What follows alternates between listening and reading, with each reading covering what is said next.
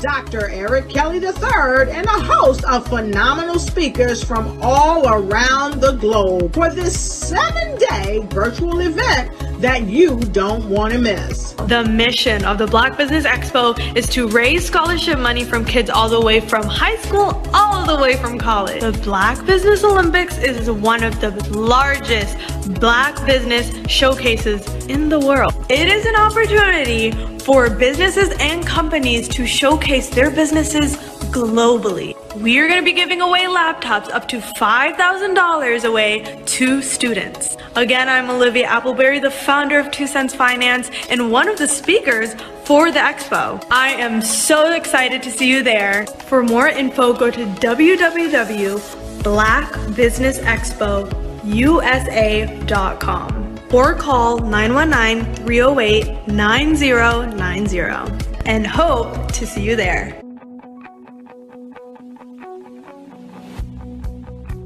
I am Black Business. From the moment I wake until the time I sleep. Yes, I am Black Business. I am Black Business. Tell me, are you Black Business? I am Black Business. Do you support Black businesses? Listen, I support Black business because I am Black Business. Black Business Expo, one of the largest business showcases in the history of Black business in the world. The world! Sign up today at www.blackbusinessexpousa.com or call 919-308-9090. I am Black Business. I am Black Business. From the moment I wake until the time I sleep, I am Black Business. I am Black Business. Are you Black Business? I am Black Business. Do you support Black businesses? I support Black business because I am Black business. Black Business Expo, one of the largest business showcases in the history of Black America in North Carolina.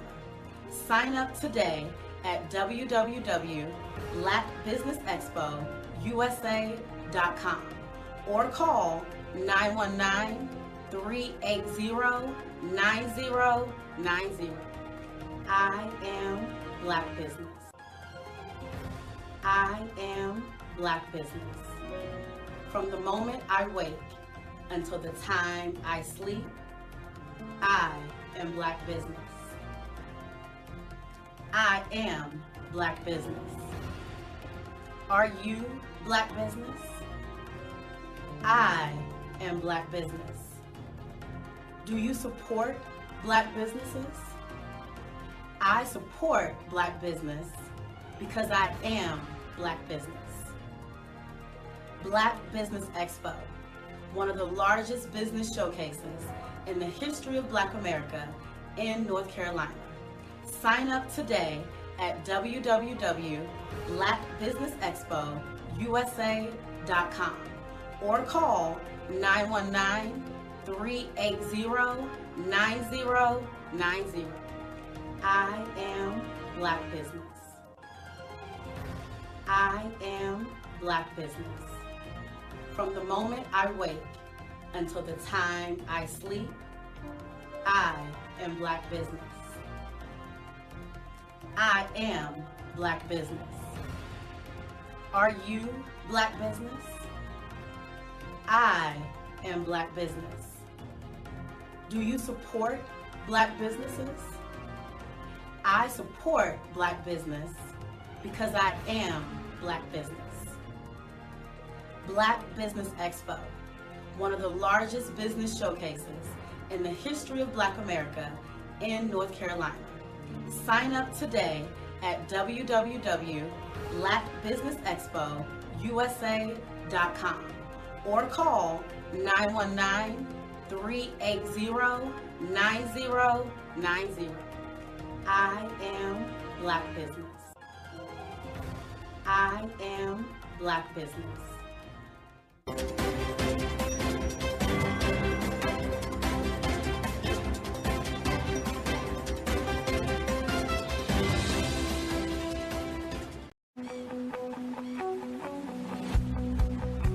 I am Black business.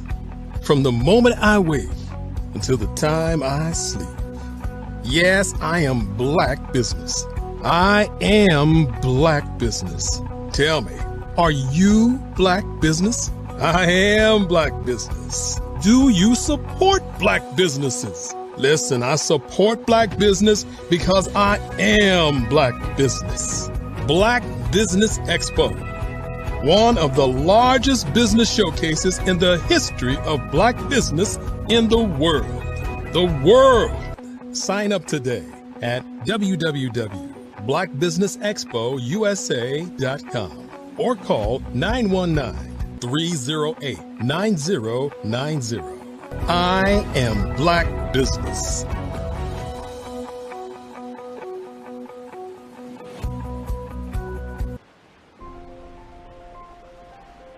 What if you could build your own city? A place where every child can find nurturing people to help them achieve their full potential. A place where every adult can access job training support, where health education is abundant, where social justice ruled the land. A place without limitations. Welcome. You have arrived at STEM City USA. It is what every city should be. A safe and trusted community where you find people and resources to help you become everything you are and beyond. STEM City is unlike anything you have ever experienced. It is a digital twin of the world around you, only better. STEM City is about energy and soul renewal. It is more than a digital world. You can almost feel the power of live cultural events, music, and theater. STEM City promises a better future for children with caring mentors and hands-on activities with dedicated tutors to support our youth. STEM City is your passport to a healthy lifestyle with weekly events addressing our community's many issues. STEM City is your financial well-being with helpful information on wealth management, career advancement, job training, and so much more. STEM City is the community you deserve. It is the city where your dreams can come true. STEM City USA, a place in the sky that is accessible to all who reach for the stars.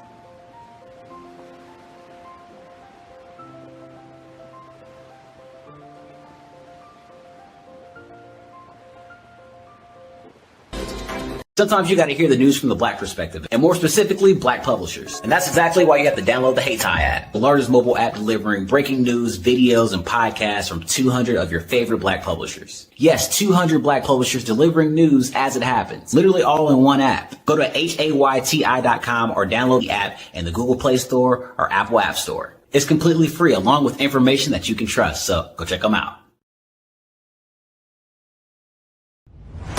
Social media is evolving. It's more vibrant, more colorful, more energetic, and so are you. It's not just photos anymore. It's video, it's audio, it's subscriptions. And now there's Fanbase, a new monetized social network. Fanbase delivers the complete native app experience with full content monetization for every user. No algorithms that shadow ban your engagement or growth, and no ads. Follow anyone for free and subscribe directly to your favorite creators for $4.99 a month. Plus, show some love by tipping on any post. Also, make a fan base page and monetize your content the same way. Finally, connect with your followers by posting the amazing content you already create. And now, get paid for it. It's time to energize and monetize, because everyone's a fan of something and everyone has a fan base.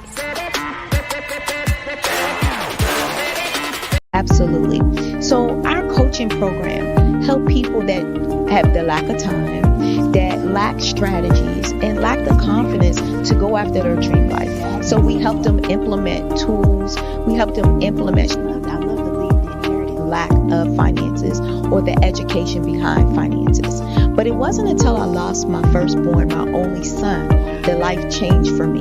And where I was going after it all, living the corporate life, hit my 6-figure income, and living in my dream house with my dream man, driving my dream car. Wow. I nearly lost it all when I lost my son. And so I realized it only takes one financial catastrophe that can change your entire life. That's what made me start All New Beginnings. Because no matter what's going on in life, there's a new beginning. And because of that, we develop a program called Wise Minded. My little slogan is, don't just dream it, let's live it. If they want to connect with you or work with you, what is the best ways for them to be able to do that? Well, for my social media guru, you can connect with me on every single social media platform as Tanya T. Rose.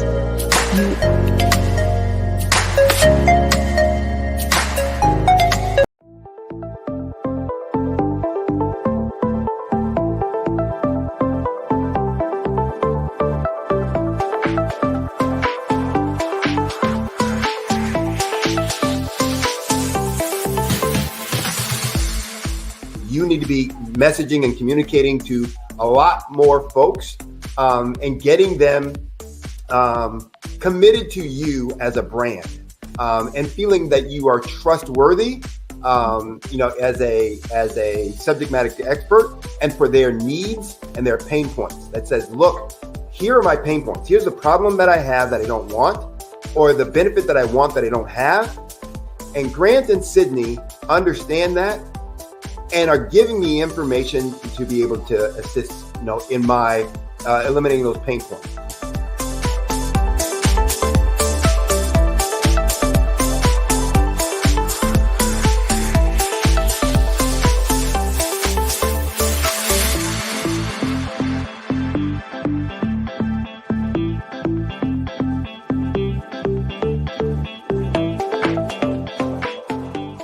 You're going to get a lot out of this workshop.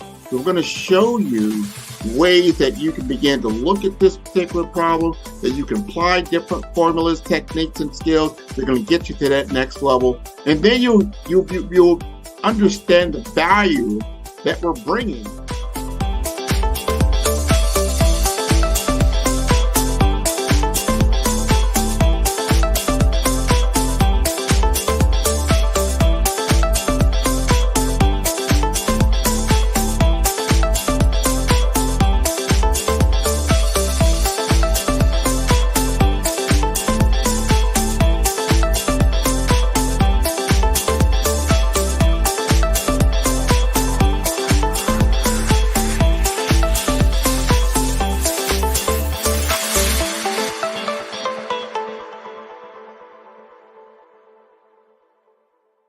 Five-Star BDM, Brand Development Masters, is a professional consulting and advisory group keenly focused on business development services for the small to mid-sized business and entrepreneurs.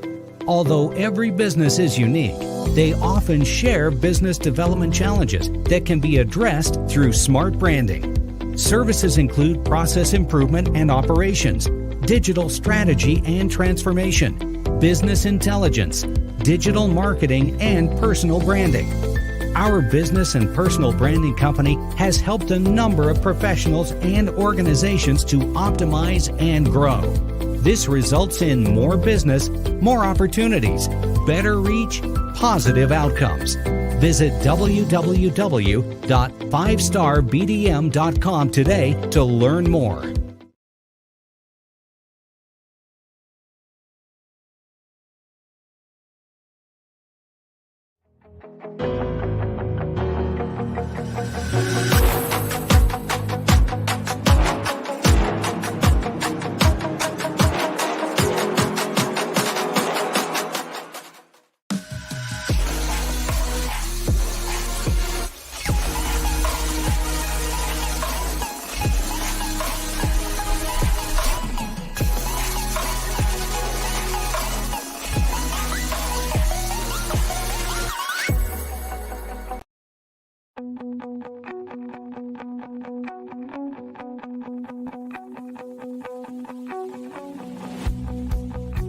I am Black Business. From the moment I wake until the time I sleep. Yes, I am Black Business. I am Black Business. Tell me, are you Black Business? I am Black Business. Do you support Black businesses? Listen, I support Black business because I am Black Business. Black Business Expo, one of the largest business showcases in the history of Black business in the world. The world! Sign up today at www.blackbusinessexpousa.com or call 919-308-9090. I am Black Business.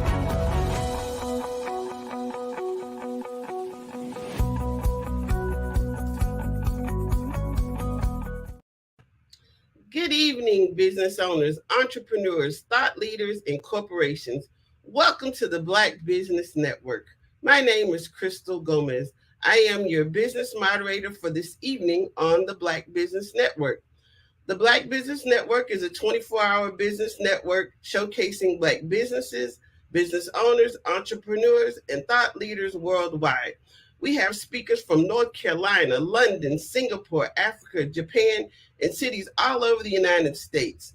The Black Business Network is a global community sharing its business knowledge to empower, inspire, and educate businesses about business. Our first speaker is Christopher Cooney. Mr. Cooney is a senior level HIT executive and strategist. He currently serves as Senior Vice President of Digital Acceleration at Divergent. Mr. Cooney is called upon by his clients to provide guidance and thought leadership specific to emerging healthcare technology offerings, compliance, related issues, and technology adoption. His leadership extends to academia as the Industry Advisory Committee Board Chairman for Morehouse School of Medicine's Healthcare Informatics Program and as instructor for Emory University's HIT Certification Program. He is a Fort Valley State University alumnus with a BS in Computer Science and Mathematics. Mr. Cooney also holds an Executive MS in Management of Technology from Georgia Tech. He is also a member of both Atlanta NAHSE and Georgia HIMSS Board of Directors. He appeared as a subject matter expert at various healthcare IT industry conferences, webinars, podcasts, and events.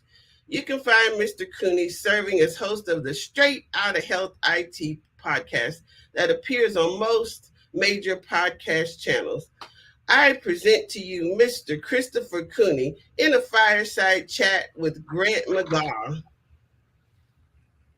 Hey, there he is. It's Christopher Cooney. Mr. Cooney, how are you doing today? I'm doing well. How are you doing, Grant? And hi, Crystal. Thanks wonderful. For the intro. Oh, yeah. Well, it's long. It would take up the whole show. We put all your different accolades, things you've been able to accomplish over your career. Not to say that from a ego perspective, but you have been instrumental. You've been iconic and historical. And I really appreciate all the different associations that we've been a part of. An opportunity to talk about some things, top priorities for hospitals in 2024. This is important. You have been intimate in this arena and been able to talk to, from a consulting standpoint, where the focus should be And I want to talk, I'll throw this first one out there because I call it the elephant in the room, digital transformation. Sure. How do you see the critical aspect? I mean, what would you focus on from a critical aspects in this space? Well, it's a good question. And again, thank you for allowing me the opportunity to be a part of this program. Hospitals are going through a tremendous amount of change right now.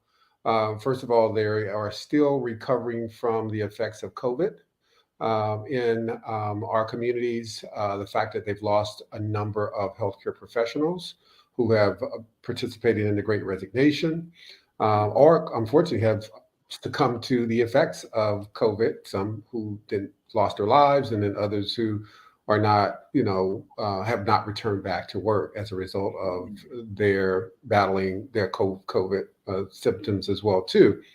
And so you've got that, that organizations are dealing with today. Not to mention, the fact that the baby boomers are now rapidly moving into their senior years. And so every day, 10,000 people are turning 65. And that will be occurring for the next 20, 25 years. And so you're starting to see a much older population now that will be impacting our healthcare system with generally more multiple comorbidity issues. What I mean by that is people who have more multiple disease states that they're dealing with. For example, someone might have high blood pressure, they may be diabetic, they may be dealing with congestive heart failure, or obese, or have other factors that might be impacting their health. And as they get older, they will continue to engage in the healthcare system going forward. The other thing is happening in this industry is that there's an attempt to shift healthcare's focus from primarily dealing with chronic care to focusing on providing preventative care. Model has been what we call fee for service. And that is, if you get sick, you go to the doctor, you go to the hospital, they treat you, they send a bill to you or the insurance company or Medicare or Medicaid, and they expect reimbursement for those services. Whether you are well or not, they're going to still send a bill. What we have found is, again, as baby boomers are getting older and our younger populations getting sicker faster, that's an unsustainable model for care going forward. Healthcare is about 19% of GDP. If it rises to the level of 24 or more percent of GDP, it will be really an unsustainable business or industry. Even your employer will not be able to afford subsidizing your healthcare. And so we got to figure out how, and again, most of that is driven because of the chronic disease issues that we deal with today. It is said that roughly somewhere between 8 and 10% of the population contributes to 60+% of the total healthcare cost in our country. And that is, again, primarily due to these comorbidity issues. So healthcare is starting to shift its focus from, again, this episodic care to more preventative and focus on the health of healthcare more now. How do we keep you from getting sick? How do you keep you from having to manage multiple comorbidity issues and start to age as healthy as you possibly can without having to tax the high cost healthcare systems? And so the future of healthcare is, again, rapidly evolving, and hospitals are really at the forefront of this transformation. And as we look in the future, as we close out 2023 and move into 2024 and beyond, it's really crucial and critical to try to understand, where these organizations are now making their investments. So it's not surprising that they're doubling down on technology as a driver around that.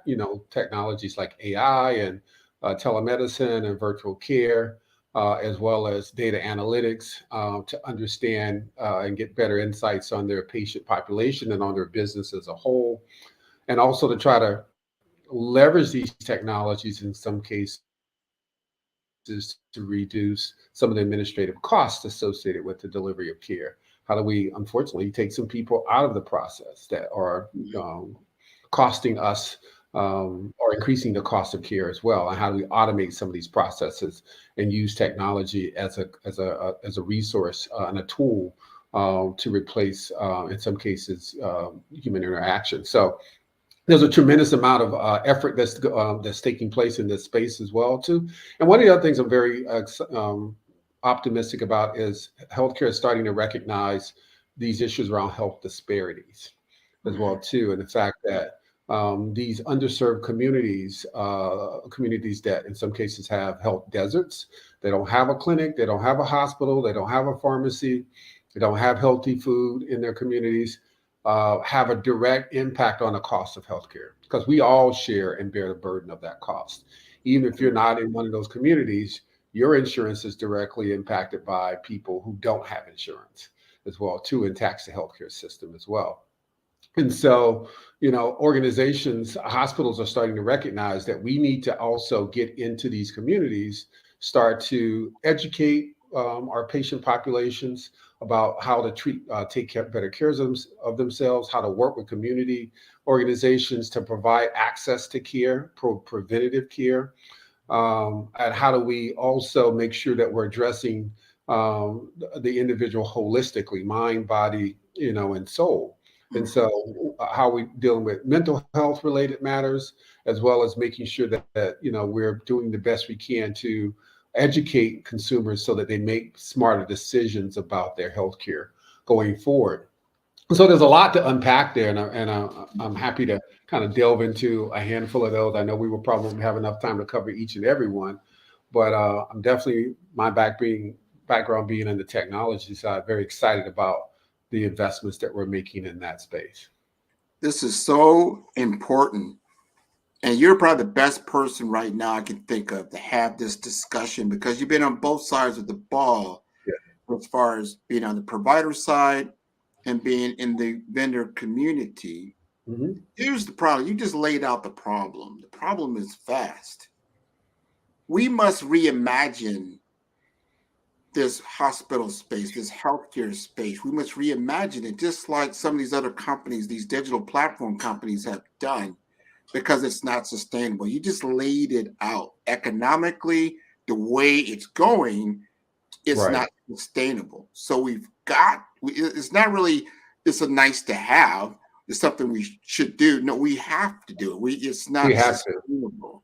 It's not. That's right. So understanding that and putting on your lens, your innovative lens, and you talked about certain technologies that can help. Look at this from the financial aspect, because you're talking to a CEO of a hospital system. They see it. The writing's on the wall. They got to start laying out a plan for the next 18 months to 3 years based on where they see this going and what they can do to kind of change the tide. What advice would you give them, like, Chris, what can I do right now to prepare myself? No, absolutely. That's a great question. Every day you hear about hospitals, especially in rural and underserved communities, closing because their business model is no longer sustainable.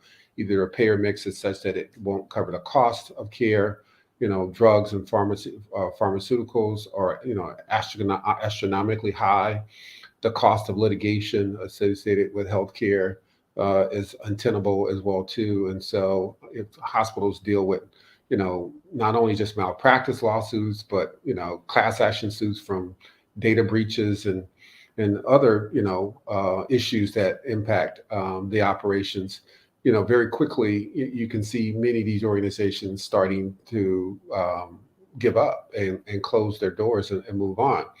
I think first and foremost, again, being a technologist, I would, want to look at tools and technologies and best practices that can maybe help mitigate some of those risks. For example, what we saw as a result of the COVID pandemic was a huge adoption of telemedicine. Prior to COVID impacting the entire world, telemedicine was only being used at a very small percentage in most healthcare organizations. In many cases, probably less than 10% or even smaller percentage of amount of their patients actually tapping into the telemedicine platforms. Fast forward, COVID hits, we all have to go into isolation, but we all still need primary care, right? And ongoing care. We saw a mass adoption now of the use of telemedicine platforms and how that has, quite honestly, revolutionized our ability to receive care right in our own homes and offices. No longer does it make sense for every healthcare interaction to have to occur within an office setting or within a hospital setting. Many of those healthcare issues that we deal with on an ongoing basis can be done in, again, the comfort of our own home or a comfort of our own offices without having to make those trips. And so there's a huge potential economic savings associated with not having to have as much real estate for the delivery of care, especially in primary care settings, wherein doctors can deliver a large percentage of those kind of day-to-day regular healthcare consults through a telemedicine platform. And not only that doesn't, it's not just limited to just the telemedicine components of it, but there's what they call virtual care. And that is the wide range of technologies that support telemedicine. That's things like wearable devices, like your Fitbit, or your cardio mobile devices that can take an EKG off your cell phone, or, the device that monitors your glucose levels that you can monitor on your cell phone, or devices that remind you to take your medications. And so there's a whole host of technologies that are emerging now that allows us to be able to manage a person remotely and also, treat them remotely as well, which will continue to drive the cost out of healthcare going forward. Because again, the goal is to try to prevent you from getting sick versus treating you when you have an episodic or acute care event. That's really the vision we're trying to get to, because as you move into the more expensive parts of care, the episodic care, that's where the costs start to rise. And as you start to deal with one or more comorbidity issues, that's where the cost of healthcare continues to increase. And we have to find ways to mitigate that and manage that in the most effective way. Not to mention, not just on the delivery of care side, when we talk about technologies like AI and virtual care and things of that nature, but there's some administrative benefits for leveraging technology. For example, being able to do patient scheduling, for example, or processing insurance and getting insurance validation, or processing a bill, or patient communication that needs to happen, or collaboration between clinicians. There are administrative activities that now don't necessarily require humans to move to the same location, communicate and collaborate face to face. These things can be done remotely, and in some cases can be automated such that a human doesn't even have to be engaged in the process, which will drive, again, costs out of health systems operations going forward. And in addition, it also starts to empower us to be a part of the care process as well, too. We now are much more informed consumers about the quality of our care. We do our own research using these technologies. We can communicate more effectively with our healthcare providers. We can create a community of people that might be dealing with similar illnesses like we are, whether it's diabetes or cancer or any other type of issue, that maybe there's a community of folks that can come together and support each other in the delivery of care. There's a tremendous amount of opportunities where these types of technologies can help to improve operational efficiencies, drive cost out of an organization, improve clinical outcomes by helping clinicians make smarter, more informed decisions, and then keep the patient further engaged in the process of delivering care as well. These are all things I need to consider, and I would hope a lot of my CEOs that I know in this space across the U.S., I know they're thinking about these things, understanding that, yes, okay, I can bring in more digital tools, more virtual care. I need to do these things, but I'm concerned about bringing in more technology into my space when I understand that that space is also under attack when it comes to cybersecurity? Am I exposing myself because I'm bringing more of a larger digital footprint into my organization? Am I exposing more risk from a cybersecurity standpoint, that, there's ransomware, there's other things that are out there? What can I do? Because there's one hand I see, yeah, I can adopt more technology. The other side, if I do adopt more technology, am I exposing myself to more risk? What would you say? Yeah, I think that's a very good question, and a very good and a legitimate concern that many healthcare organizations are trying to grapple with. I want to back up a little bit and then move forward and answer the question. I think first and foremost, we have to look at technology as really the next utility. When you think about a hospital system, it's almost impossible to run a hospital effectively without electricity, right? Yeah. Be a challenge. Let's say it's not going to happen very good at all. Yeah, right. Exactly. It would be equally challenging if they didn't have water and plumbing. Sure. As well, because you need water, to make sure things are sanitized and just for basic, sanitation purposes. Fast forward 21st century, it's almost impossible to do anything now without IT. Every clinical, financial, business, customer interaction, decision has an IT component built in it.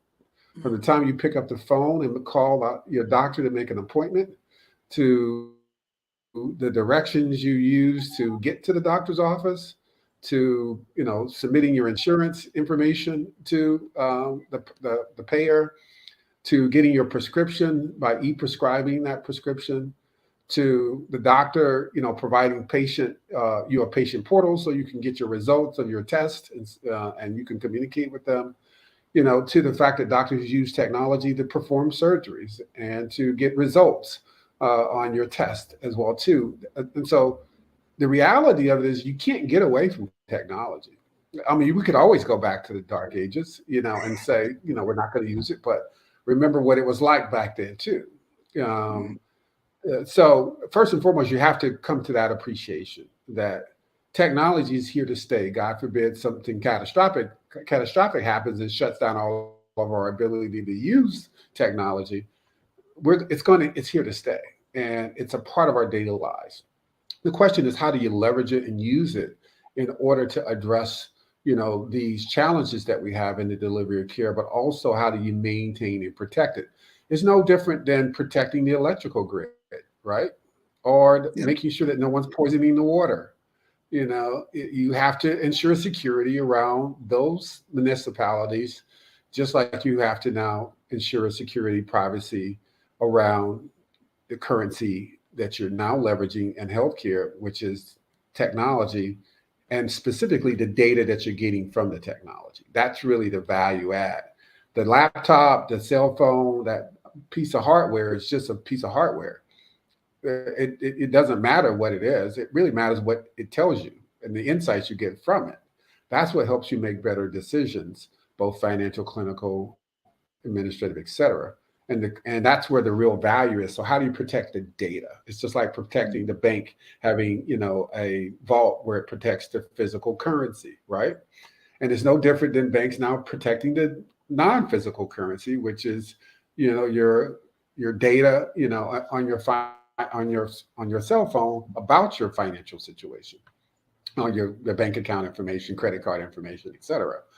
So we have to put in place the same types of due diligence around securing that clinical data as we've done for other things that are just equally important to us, like our financial data, like our municipalities, and other tools that we use to manage our daily lives.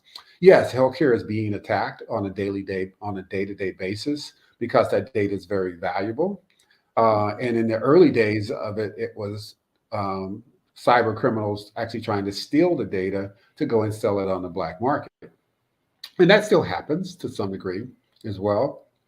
But really the more prevalent thing that's happening now is ransoming of the data, ransomware, where is that they would prevent you from getting access to the data, care provider. Why? Because all of that patient's information about how you're going to take care of them is now digitized. It's now in the computer. And if I don't have access to that information, I have the likelihood of not treating that patient correctly, giving them the wrong medication, not even know in some cases what they're in the hospital for or who the patient is, because it's all digital. So yes, there's a significant amount of concern that healthcare organization leaders have about wanting to digitize their environment. But the reality of it, I would also challenge, is you were probably less secure when it wasn't digitized, because anybody could really walk in there, and if there was a file on of a patient's record on somebody's desk, pick it up, go outside, take pictures of it, put it back, and you didn't know it was even stolen. If the person was gone to lunch, or or just walked away from their desk, or just walked into the patient's room, and the chart was sitting there. So I think in this particular case, there's better checks and balances that are available using technology. There's greater ways to control access to that data. And there's ways to encrypt and secure the data such that only people who are authorized to see it have the right to see it as well too. So using technology now is the cost of doing business. It's just like you don't debate whether or not you got to have electricity come into the hospital. You don't debate whether you got to have plumbing and water. And at this point, you can't really debate whether or not you need IT. You can't do anything in this day and age effectively without it. The question is, how do you make sure you make it a part of the cost of doing business? There it is. Now you said it. That is where it drops, the cost. A lot of these hospitals run on very, very tight budgets, very, very tight margins. And then they're impacted by sustainable healthcare practices, but also healthcare staffing that has been dwindling ever since COVID hit. Yes. And I hear what you're saying. You can use some tech to automate certain aspects of the hospital system, to make one person seem as five, which I think is very, very attractive. Right. Exactly. How do you understand to make that case to the board? Well, they say, look, we've got to increase our IT budget. We have to. There's no other choice. But then they say, okay, you can, but you're going to have to take away from something else because I don't see more revenue coming in. Help me make that argument. Well, yeah, I would probably look at it from a different lens. I would ask ourselves, what are we investing? How are we investing our IT dollars first? And have we maximized that investment? How do we move away from pouring a significant amount of capital into IT versus translating that into a more predictable, scalable operating expense, like, again, a utility? You don't pour millions of dollars of capital in maintaining, a water purification, system for the municipality, or, you may have a generator for emergency purposes, but your day-to-day electricity is generated through your utility provider. Well, a tremendous amount of your IT services now can be generated and leveraged as a service as well too, just like the other utilities. I don't have to invest hundreds of millions of dollars in some cases in data center infrastructure and servers and people for running core parts of my operation. I can now go to a strategic partner and say, I want to outsource that. I want to outsource my data center, and I want to buy infrastructure as a service or buy software as a service, where I'm buying it on a recurring perspective, in that I'm not investing capital into it, but I am investing operational expenses into managing those technologies as a service now. So I'm putting the onus on the partner to now maintain, manage, keep up the operations, make sure they meet the service levels. But what I'm also getting from that is the economies of scale that the partner has, because they're not only managing my operations like a utility, they're managing multiple hospitals and multiple industry IT through that facility, just like a utility. They're managing the access of electricity, not only to your hospital, but to every other business and resident in that community. And guess what? If they only had to manage your hospital electricity needs, it would cost you hundreds of times more, right? But because you can share in that cost with everyone else in your community, the cost is now pennies on the dollar. The same thing is true now with many of the IT services that are existing out there today. We can buy them as a service. You can get the economies of scale by leveraging them. You only acquire what you use as well. So it's like a utility. I'm not buying additional servers that I don't know if I'm going to actually leverage the full capacity of that server. I'm only buying the access to the information I need through that platform.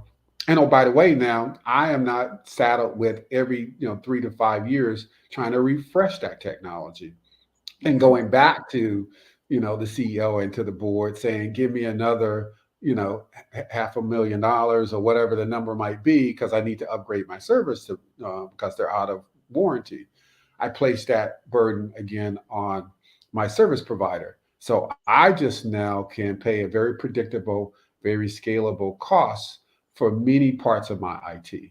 And then I can invest the dollars that generate direct revenue into services like, buying clinical hardware, hiring more healthcare professionals, maybe building out more facilities that are going to drive revenue directly to the organization. And you're using IT just like you're using the water and lights in the building as a utility to support that revenue driver. Man, I love that. Yeah. No, that's reimagining the tech stack, the technology stack. And you're right. A lot of healthcare systems are still running legacy, compute server models. Mm-hmm. They have very expensive maintenance, reoccurring costs for licensing. Right. So if you reimagine that and repurpose it and look at it from financial metrics, you could probably find the way to sustain yourself and be ready to move forward. Love that answer. Yeah. Not to mention the staff, that just when you think about the staff, the cost of staff to maintain that environment as well too. Healthcare, quite honestly, doesn't traditionally pay the same type of salaries in IT or in some of the other related areas as other verticals have. And so it's very difficult and challenging sometimes to get qualified, experienced staff to be your database administrator or your network architect or your cybersecurity specialist, because they can make a lot more money if they went to, find the financing industry, the banking industry, or manufacturing, or some other industry that might pay a higher wage. And so if you're, again, buying some of those things as a service, then you, again, take away the cost associated with maintaining the infrastructure, and you reduce the need for having to have those high-end resources on your stat payroll as well. Because again, you're leveraging that same cybersecurity specialist across multiple clients, which then I'm getting that person for pennies on the dollar. But yeah, I'm still getting the same level of service, if not higher, that I would if I had hired someone. And the thing I learned, and I'm glad you brought that up, because now you're changing the tech stack. You're starting to look at personnel. You're starting to see what you have, what you can do. We were at a CEO conference, or actually a HIMSS conference, and the CIOs were talking about where they need to go and the investment dollars going into AI engineering, going into data analytics, predictive analytics, decision support that then helps the business or the hospital system to make more and better informed decision making, especially when you hopefully get to interoperability. Yeah, absolutely. I think also where healthcare is starting to recognize the need to have more personalized care, more patient-centered approaches to the delivery of care, more what they call precision medicine. And that is, each individual has their own unique circumstances, right? Their DNA, we're all human beings, but yet we still have different nuances in our backgrounds, our community, the foods that we eat, the DNA that we inherited, And so we can't treat everyone in a generic fashion anymore and expect the same outcome for everyone because people are different. And so adopting technologies like AI and machine learning allow us the ability to really uniquely sequence that patient's delivery of care based on their unique circumstances. Not only that, but also to begin to some degree look at broader populations that are similar and provide more macro and macro services to those populations so that we can reduce the likelihood of systemic health issues in occurring. For example, you look at a community that say doesn't have traditionally a grocery store, within the community. And most of them would be getting their basic essentials from fast food restaurants or local quickie marts, which don't necessarily have quality food and quality options. Nor are those people learning how to prepare food themselves. So they're eating fast food, they're eating food just directly out of can that's full of sodium, or microwaving food that's full of sodium and other preservatives versus preparing their own foods. And so understanding that those populations that are experiencing that, how do we now intercede as healthcare providers, as healthcare entities, and partner with community and outreach organizations to figure out how to provide access to quality food, quality education on how to prepare food, address some of the concerns we in certain underserved communities and certain communities of color, specifically, I'll talk about the African American community, about the need to be more proactive in our care. Again, we traditionally, especially we African American men, we usually wait until something is so acute that we go to the doctor then, and by that time, it may have manifested in a way that is much more costly in this treatment than it would have had we addressed it very early on, whether that's onset of type 2 diabetes or hypertension or just vaccinations, for example, to make sure that we're being proactive in our delivery of care. So I think there's a lot of different aspects to, and technology is not the magic bullet, by the way. So let me just say that. It's a part of our system that we have to architect in order to improve better outcomes. And it starts with, educating the patient. It starts with making sure that we hold providers accountable for equitable treatment of patients as well, too. And also we need to look at the social determinants of health. Things like lack of food deserts or lack of quality care and education, things of that nature that have a direct impact on our health care. And then how do we apply the use of technology to help mitigate some of those challenges that exist in those communities that have been underserved? And so I think there's a lot of opportunity here to embrace technology, but also we have to make sure that, we're not just thinking it's the magic bullet, that we also have to hold ourselves accountable as a community, and we have to hold our healthcare professionals accountable for the delivery of care in those communities. And then we have to hold our legislators accountable for making sure they enact laws and policies that don't disenfranchise individuals who seek access to equitable care. Well, you have summarized it very, very well when it comes to top priorities in hospitals for 2024. It's a big shift. It's a big lift, moving from different payment models or finance models for fee for service to more value-based care. That's right. And we've known about it. It's been part of the we call it Obamacare, right? It was enacted then, but it hasn't been pushed forward as much as it needs to be. So, like, again, you've laid out the situation that we're in. We can't continue to do what we're doing and get a better result. That's not going to happen. No, we can't. Get the whole picture, from the government regulations all the way down to the patient experience, the payer, the providers are a part of that. How do we get, the system has to be sustainable economically and then be able to deliver the value of care that's there. Like say we have a much older population, so that's very, very something we have to consider. You know, we're living longer, maybe a decade longer in certain cases, yet certain parts of the population are dying quicker. That could be stopped. So we got to look at all those things. This has been very, very good. We probably only got a minute or so left. Is there anything else you'd like to let us know that's very important?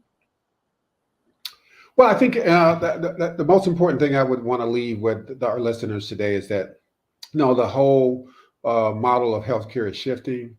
One, you need to make sure that you're advocating for your rights and needs associated with that, so that you can get quality, equitable, affordable healthcare. Recognize that technology is going to be a conduit for the delivery of quality care. Embrace it. Don't be, afraid of it. It's going to be, in some cases, for many, the best way to get quality care in the future as well, too. So thank you so much for allowing me the opportunity to share my thoughts, and I'll turn it back over to you guys. Thank you.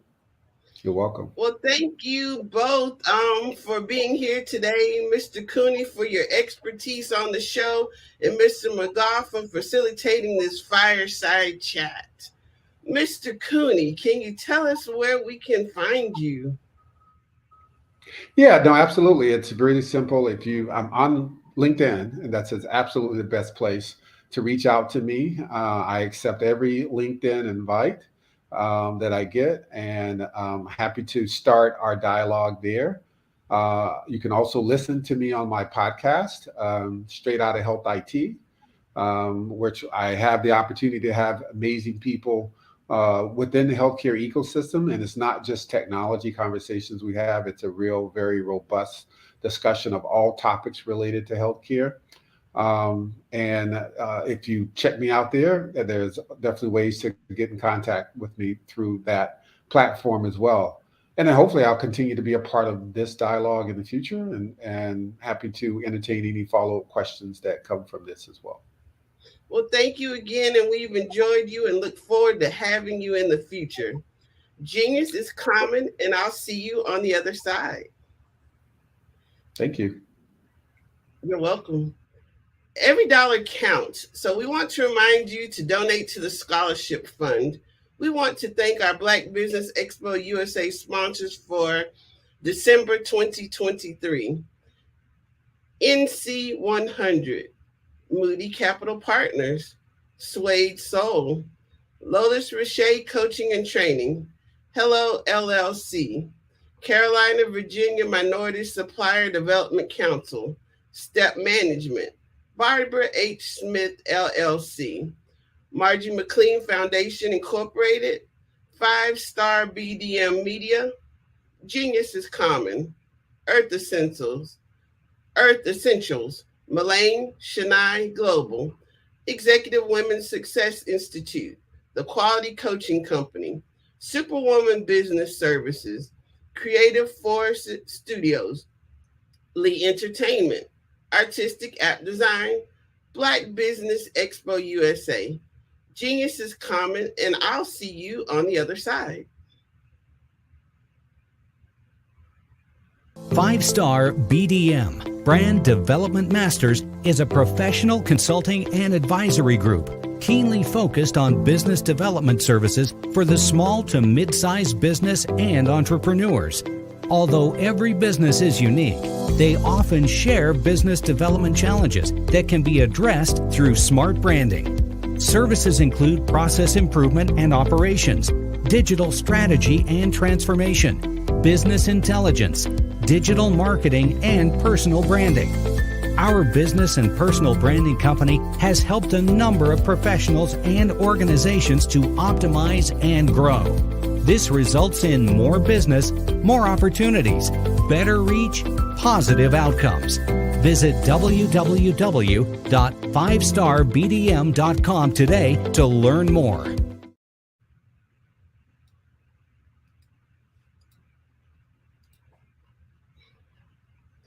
Good evening, business owners, entrepreneurs, thought leaders, and corporations. Welcome to the Black Business Network. My name is Crystal Gomez. I am your business moderator for this evening on the Black Business Network.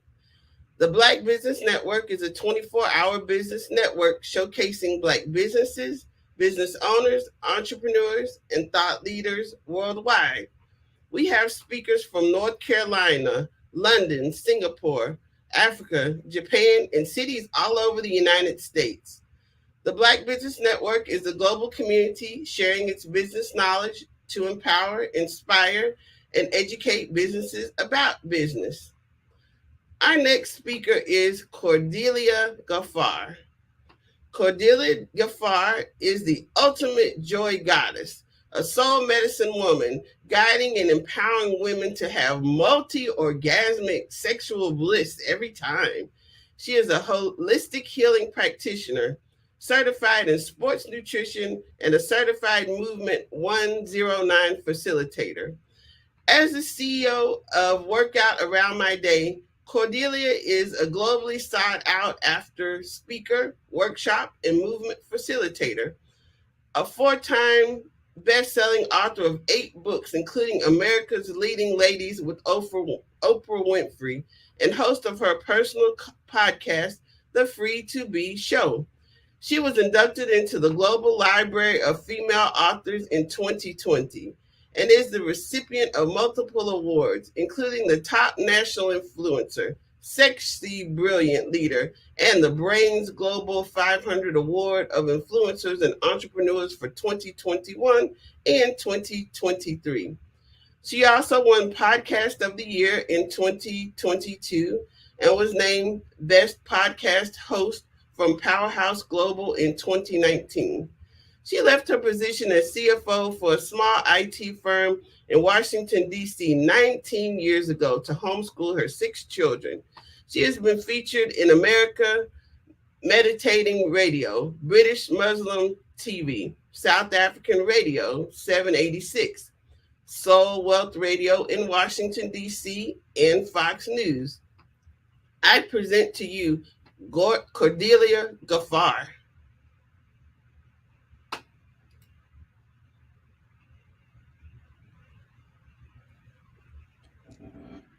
Hello. Hello. How are you? I'm well. Thank you for being with us today. I'm excited to be here. I'm excited to have you.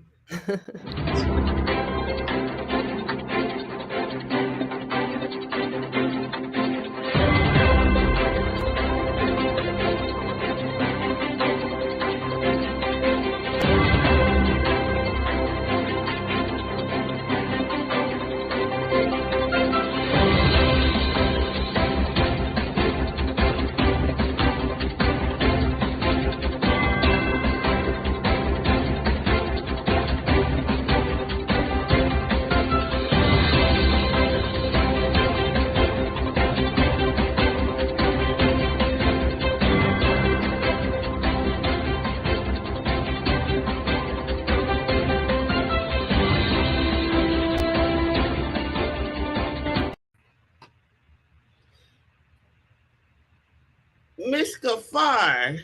Yes. Tell us about this very exciting topic and how you became part of Oprah Winfrey's American Leading Ladies.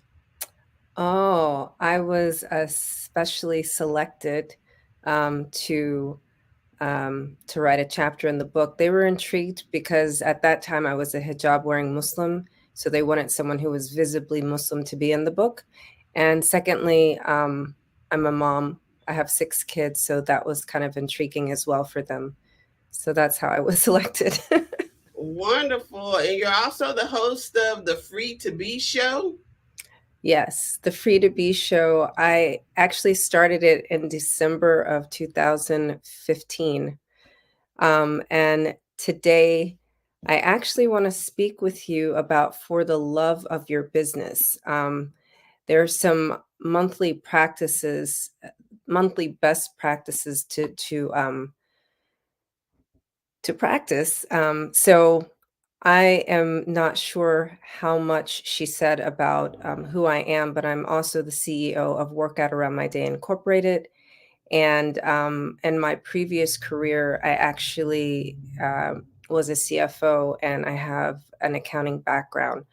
So, in addition to being a best-selling author and a transformation coach, I also do accounting consulting. So, I thought that since this is the last Black Business Olympics of the year, that I would share some best monthly practices for the love of your business. So, number one, review all of your reports. And so when I say all of your reports, you may think immediately, because I have actually an accounting background, that I'm just talking about those kind of reports. But there are many reports, especially in this day of automation and technology, that we have access to. And, if you don't have teams for some of the things that I'm mentioning, you may consider having teams, especially if it's not your wheelhouse. Of course, as an entrepreneur, it's good to know a high level of a lot of different things. And so, with that, let me share with you some reports that you may want to look at as you're planning, or first of all, as you're reviewing this year. And going forward, you may consider reviewing every single month. And, a lot of times as entrepreneurs, we're thinking like the needle's not moving forward, or the business is stagnant. But these are, I have come on here before and talked about self-nurturing practices, but these are business nurturing practices that will help you understand what's happening and why or why not the needle's moving in your business. So, number one, sales, because sales is how we generate revenue. So look at your sales reports at the end of every month and see, what products and services are bringing in the most money. If it's something that you want to focus on, like if your business is surrounding making widgets, right? And it's widgets that are not making the most, that's not the highest stream of revenue, but instead the highest stream of revenue may be the servicing of the widgets, right? um, that's an opportunity for you. And perhaps you need to do more research and development around that, or staff creation around that. And of course, once you've got sales and revenue, then you want to review your financial reports. You want to see where the money is going. So, how are your expenses? Where could you cut? Where do you need to invest more, right? So, in that example with the sales, you see you're making more sales in a particular area. If that's where the revenue is, but you don't seem to have staff for that, then see where you can reallocate your expenses to support that particular need. And it's not, as you're reviewing these, I'm not saying that you have to immediately make change, because sometimes you want to monitor something, right?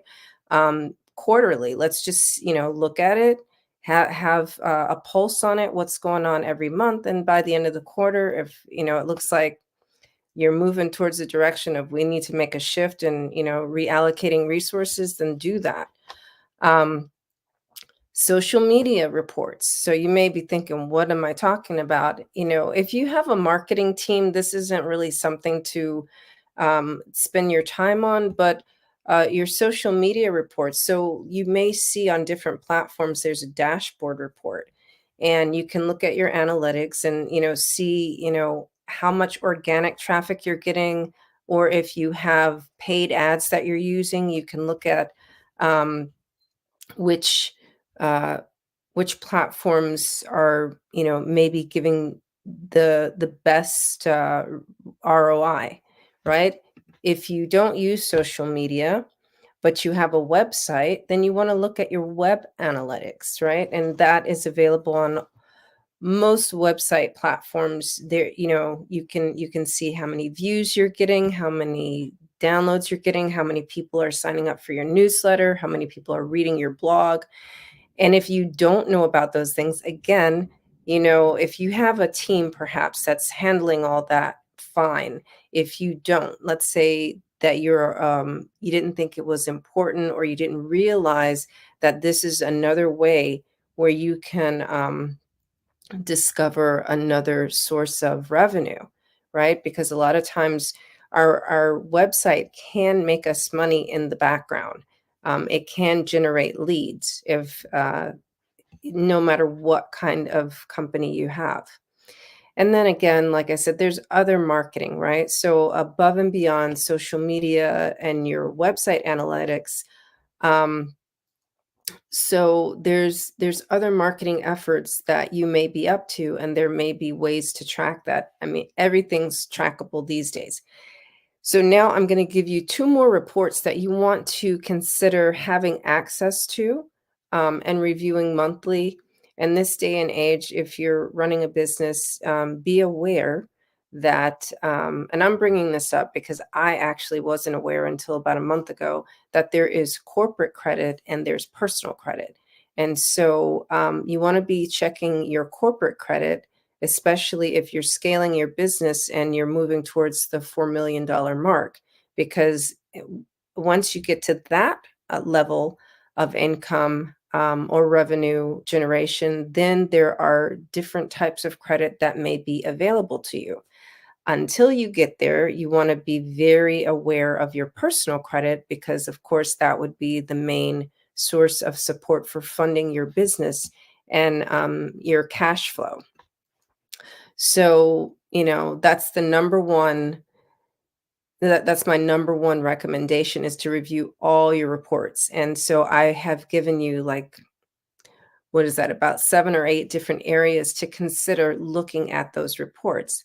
So there I alluded to what to do with the information, right? Because we don't want to overwhelm ourselves with extra stuff that, just may give you more things to think about or more things to worry about.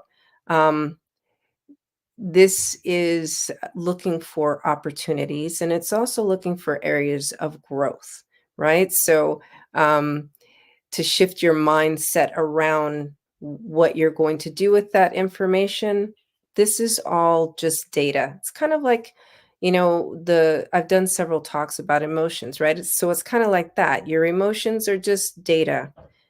Just so you're aware that when you're in certain situations, getting back to the reports, they produce these results. So now the number 2 best monthly practice for the love of your business is to review strategies. So as you're looking at your sales report, match it up against the strategies that you've been employing. You can see clearly by the report monthly, if things are working or they're not working, or there's a high possibility that this is an area of growth, So now what would be the strategy to change and learn from this? What strategies do you need to change with your sales, with your marketing, with your finances, right? So how I was saying before, do you need to reallocate where you are spending money to increase productivity, to increase the bottom line, or those kind of things? And here again, there are 2 more strategies that you may consider looking at. So I'm going to spend a lot more time on these 2 strategies as we move towards my 3rd point. And whether or not you have a small business or a medium-sized business or, a multi-billion, trillion-dollar business, personal development and self-nurturing strategies completely matter. So there's a distinction, right? This is why, so we have personal development, which is more along the lines of those different areas that I was mentioning. If it's something that you personally need to maybe develop your leadership style, or you need to educate yourself about marketing, cybersecurity, or these kind of things that a CEO needs to know to run a company and, to build and scale, or just to run a company, or just to run your life, because at the minimum, right? At the minimum, we are human beings. And so we need to be always introspecting and looking to see where we can develop in our communication style and how we're relating to the world and how we're relating to the people that we lead and the people that we serve. Okay. So every company has customers or clients or patients, whatever you're calling them for your industry. And you also have team or staff. And so you're serving and leading your staff, and you're serving your clients, customers, patients, right? And there is a certain level of emotional maturity, mental maturity, and communication that is involved in that. And that may require some support. And I know that we're always recommended to read books, and that, yes, that is personal development. The thing is, when you read books, right, that's you and a book. That's you and a set of words, and you're filtering it through the same filter, right? You're filtering it through who you are and your ways of being, which you may not be aware of how you are presenting in the world and to other people. And that may also be a hindrance. And this, if you will, is another form of a dashboard that you want to look at. Who are you? How are you? Where are your opportunities to change your strategies in your personal development? Now, the distinction here is with self-nurturing is, if your self-nurturing is at a certain level, then that dictates whether or not you're open to the personal development. So let me first define self-nurturing for you. And I guess here again, there's another distinction, right? So, like, actually, in one of my books, I talk about the distinction between self-care versus self-nurturing. A lot of times, terms are used interchangeably that should not be. So, self-care literally is like taking a shower, eating food, exercising, meditating. And those actually are just normal human requirements, okay? Self-nurturing, on the other hand, are the choices and the dedication that you have to making sure that you're not just going through the routine of caring for your human existence, but that you're actually some days, requiring not meditation, and you recognize that you don't require meditation, but in fact, you may require an extra 20 minutes of sleep, which is the number one self-nurturing tip or practice that I recommend to my clients, who are usually executives and leaders. And so sometimes, meditating every day is not self-nurturing. Some days you don't require meditation. Some days it may just be sleep. Some days you may need to spend an extra 20 minutes with your wife or your spouse, your wife, your husband, your children. And it's nurturing your inner world. So perhaps the nurturing that you require is just spending time in the forest, right? Spending time in nature, or nurturing a specific love. One of the things I set up my self-nurturing according to the day of the week. So we are on Wednesday right now.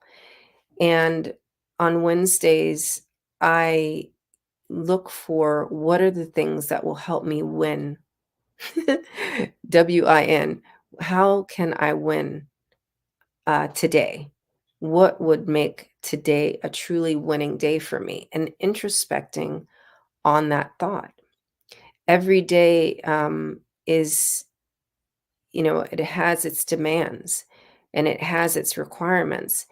And tuning into what your body needs is a high level of awareness, but it's a very simple practice of self-nurturing. So I'll just go ahead and share with you the other self-nurturing practices, right? So we've got sleep, then we have our thoughts. So where are you, like, what do you do to nurture and cultivate having, and I want to just separate us from this belief that all thoughts must be positive. There are thoughts that will come through that you may not like, or you may judge as not positive. And being in a practice of nurturing that part of my human existence is thoughts come through that don't require my full attention, right? And allowing them to just flow and be there. And if they are surfacing enough, right, then knowing how to reconnect with your purpose rather than ruminate on the thought that's not serving your purpose. And so creating practices to nurture a very elevating mental environment is the second self-nurturing tip. The third is food. So I am not about the hustle culture. I actually absolutely abhor the idea of that. So food is a requirement of a body. As long as you live in a body, you do need to eat. And yes, it's cute. Sometimes we tell ourselves that I'm intermittent fasting, but intermittent fasting is actually a scheduled practice, right? So it's not, looking at the clock and realizing you haven't eaten in 12 hours and saying you're intermittent fasting. Your body knows the difference, right? That is called a starvation cycle. And when your body's in a starvation cycle, it presents as you being irritable, your energy levels being low, because you'll know when you're properly intermittent fasting, because not that your stomach's not going to make noise, but your energy level is the distinction. If you have a high level of energy, then that means that you're properly intermittent fasting. If you have low energy and you're irritable, then you're not intermittent fasting. Let's just be clear. So, and when you when you break your fast, right? I've written a book for that too. There are a certain set of foods according to your body type that are required to replenish you. Most obviously, the type of intermittent fasting that I practice is dry fasting. So in my case, would be hydration, right? And so I have different hydration suggestions in the book that I talk about intermittent fasting, and there are different food requirements. So understanding what foods your body needs when you break a fast, what ways to hydrate yourself. And hydration, let's be clear, is not always about what you're drinking. Hydration can be dates. It is the fastest way to recoup your sugar levels in your body and turn your brain back on. Now, for another body type, and sometimes this works for me as well, it may just be eating like a tablespoon of coconut oil. I know I can see some of your faces making a grimace now, but it's quite delightful. And in my case, and in some cases, it does actually turn the brain on because neurons respond to good fats. So consider if you're wiped out in the, first thing in the morning before grabbing a cup of coffee, maybe grab a tablespoon of coconut oil and suck that down. And so that's, food is the third self-nurturing practice. Number 4 is movement, right? So our bodies require movement. And one thing that I've always done, and I always recommend, actually, this is in my first book, Workout Around My Day, the only health guide that moms need, um, is to set your alarm, however whether it's on your phone or your computer or whatever you're using, at the last 5 minutes of every hour, get up and move yourself. So, I have 6 children and I homeschooled them for 20 years. So this is not a lifestyle that lends itself to having a gym membership. And, to be honest, people make time for what they make time for. I'm not a gym person. So I prefer 5 minutes of solitude and of some form of movement, right? Sometimes it included my kids and sometimes it didn't. And for those of you who are in an office setting, it's super simple. There are a plethora of different exercises that you can just YouTube, right? Or one that really supports me and I highly recommend is eccentrics. So the great thing about eccentrics, you can go to eccentrics.com. I have no affiliation with them. However, there are very small movements that you make, and I've shared some of them here on the Black Business Network over this past year, that just allow you to make that mind-body connection, free your nervous system, release your muscle memory, and just overall relieve stress and increase flexibility, increase mental clarity, and give you a lot of energy. And you don't, it's not exhaustive. You may sweat, believe it or not, in 5 minutes because you're doing these small movements where you're moving the skeletal muscles.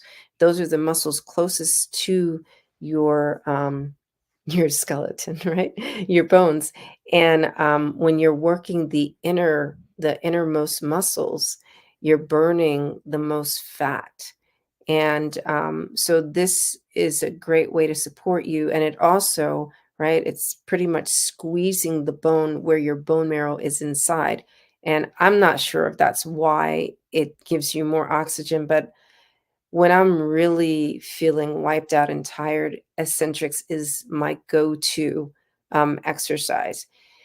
And so some of the simple movements are like you've seen me share about opening your hand and, articulating each joint of each finger and stretching it to the wall opposite you.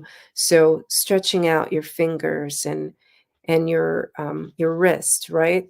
This will mitigate getting carpal tunnel.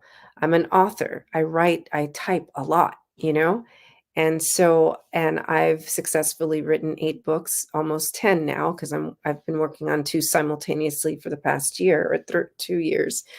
And this practice of, stretching my hand, and my arm from my elbow and then from my shoulder, right? So this is a very simple thing, but it's waking up your vessels and connecting it to your nervous system and your muscles. And so throughout the day, you get to release stress. You get to have more energy. You get to have more clarity. And breathing is essential to good thinking and not being irritable. And so it's something for your consideration, especially, not that this doesn't support men, but especially for women who are in perimenopause or in menopause. Eccentrics is very very supportive on all levels. In fact, the woman who created it, she was about 40 years old and was recovering from breast cancer. And now she's 70 and she's still alive and she's still doing these practices. Actually, she might be 72 now. Anyway, so eccentrics or movement in general at the last of every hour, just get up and do something for the last 5 minutes of every waking hour. So not just during your workday. And so what will happen is you will naturally, right, at the end of the day, have a better relationship with your emotions. So it helps your emotional well-being. A lot of people talk about EQ, and missing that EQ is directly related to how well the body is operating, and also that your emotions are the direct connection between your physical self and your spiritual self. And so if we go back to point number 2, when we talk about your thoughts, that is the spiritual self. So meditation and prayer are not the only things that support your emotions or your spiritual self. How much you are moving your body and your relationship to your body deeply affect that. So review your strategies. Review your strategies. I'm going to reverse the order now. Most importantly, for your self-nurturing, especially if you're a CEO, and for your personal development, because you need introspection and your perspective to be reflected back to you.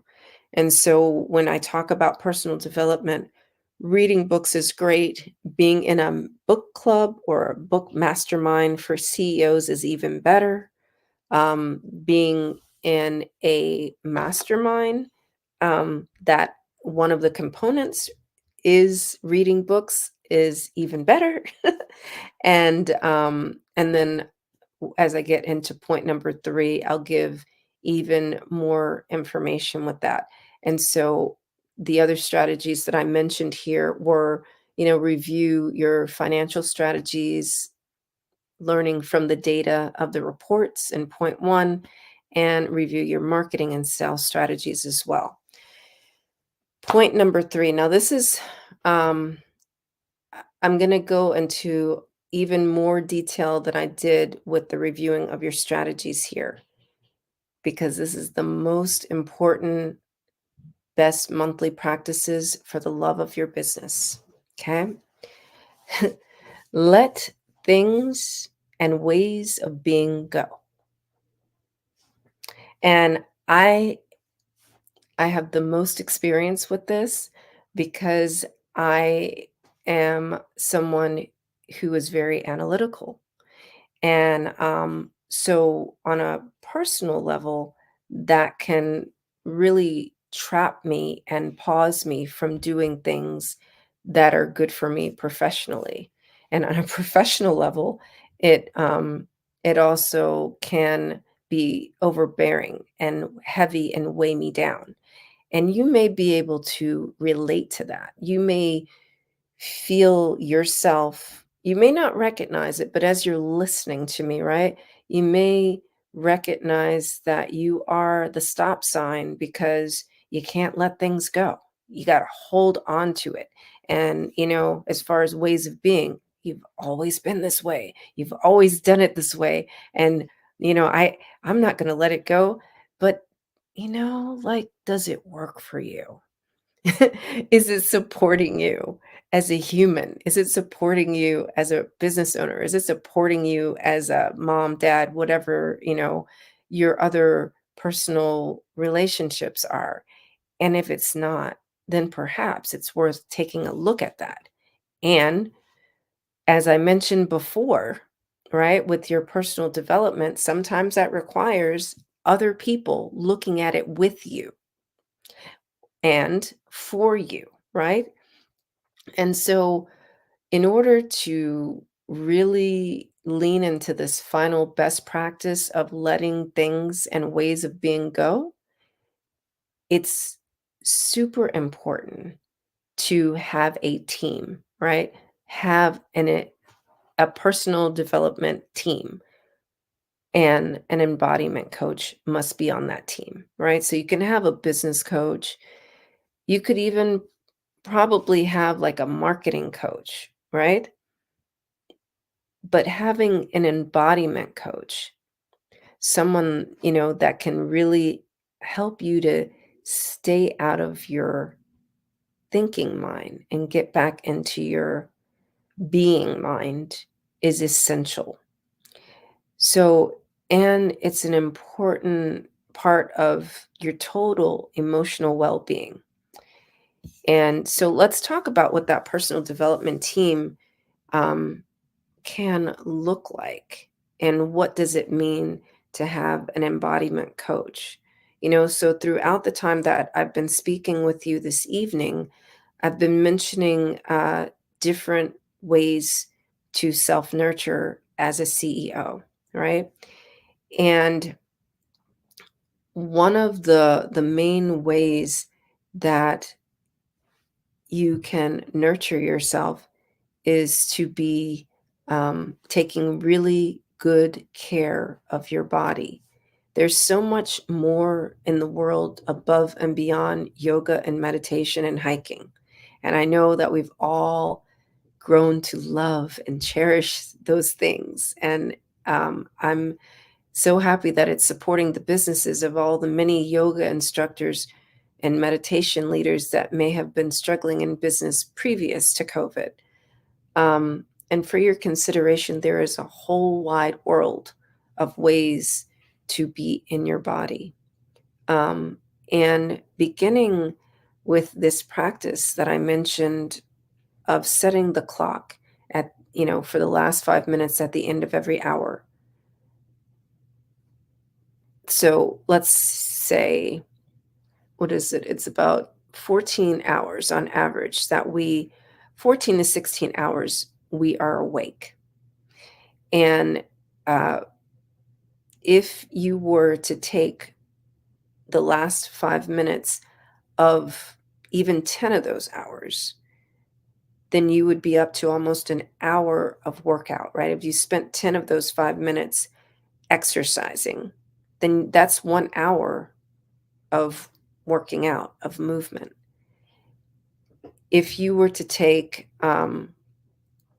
the other 6 and did some form of meditation or visualization or breath work, then that would be giving you about 30 minutes of spiritual nurturing.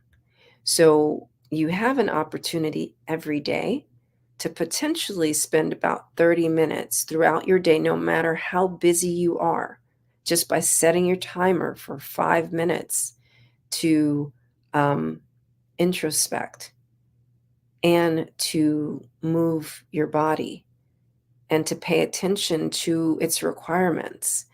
And you may not be able to detect that without the help of an embodiment coach. So what's an embodiment coach? An embodiment coach is exactly what I'm describing. Someone like me who helps you to be with and in your body, understanding like when you have knee pain, that sometimes you're being a little bit too much in your ego, right? So pain in your knee is related to pride and ego. And maybe you're being very dogmatic that day, and you're just telling people, that it has to be a certain way. And now your knees are hurting you, or maybe you're not asking for help, or you're not using your support and your back is hurting, right? And so if you're paying attention to those things throughout the day and working with an embodiment coach, then you can learn how to release that and let that way of being go during the day So in the moment, before you're creating a crisis, both health and business crisis for yourself, you'll be in the awareness of how to pivot, right? A lot of times we wait until we see those reports, like in point number 1, and we're like, oh man, how did this get created? And then we're thinking about how to pivot. That's actually too late. And if I can put in an analogy here, that's kind of like um, you don't eat breakfast, you don't eat lunch, and you're hearing your stomach make noise, and then you're actually getting hunger pangs. But before all that, you were thirsty, you were getting a headache, you were feeling weak, you were starting to be cranky, you're starting to be irritable. So your body's been sending you signs and alerts all day long, but you weren't paying attention because you had to get something done, right? And so you've entrapped yourself in a certain way of being that causes a physical crisis, which exponentially causes a or a business crisis, because now you cannot think clearly and you cannot function well, and you're not being nice with people. And this destroys relationships, and it's also destroying your health. So this is why it's important to have a personal development team as part of your regular strategies, right? As part of helping you let go of things and ways of being. And it helps to round out your total well-being emotionally, physically, mentally, spiritually, psychologically, right? And so then with the support of an embodiment coach, you feel safe in your body, which is going to change the way that you present and behave with other people. Because when we feel unsafe, right, then we're in victim mode, and everyone's out to get us. And from being, it goes from being a competitive thing to being a shark eats shark world. And quite frankly, that way of doing business is played out. We need more loving and compassionate ways of doing business. We need to find kind ways of doing business. And if you can infuse that into your way of being with yourself and letting things go, letting ways of being go, and letting things go, right? So now, instead of being trapped in the competitive mindset of, I'm going to, be a shark and take away from my competitor, there may be an opportunity for collaboration, right? That you didn't see because you're in this tunnel hustle vision of that inner fighting, inner battle. And it becomes more fluid, and you can be on a higher frequency. That will shift you and help you to pivot very easily when you are just on a different frequency. And so this is why this last point, letting things go and letting ways of being go, is so important. As I know I'm listing this under best monthly practices, but this is something that you get to do daily. And notice my change in word choice there. When you have an embodiment coach, when you have a personal development team, when you have a self-nurturing team, someone or someone's, people helping to reflect back your ways of being, helping to reflect back the way you're showing up in your business, helping to reflect back the way you're being with your body, then you can do so much more for yourself, for your business, and for the world on a daily basis, because now you're going to speak differently. And that is the easiest way to let things go, is through language. It's the vibration of your own words. It's the vibration of your own beliefs. It's the vibration of your own choices. And that frees you. And so if you do not, and there may be people who are watching this, and I know for the younger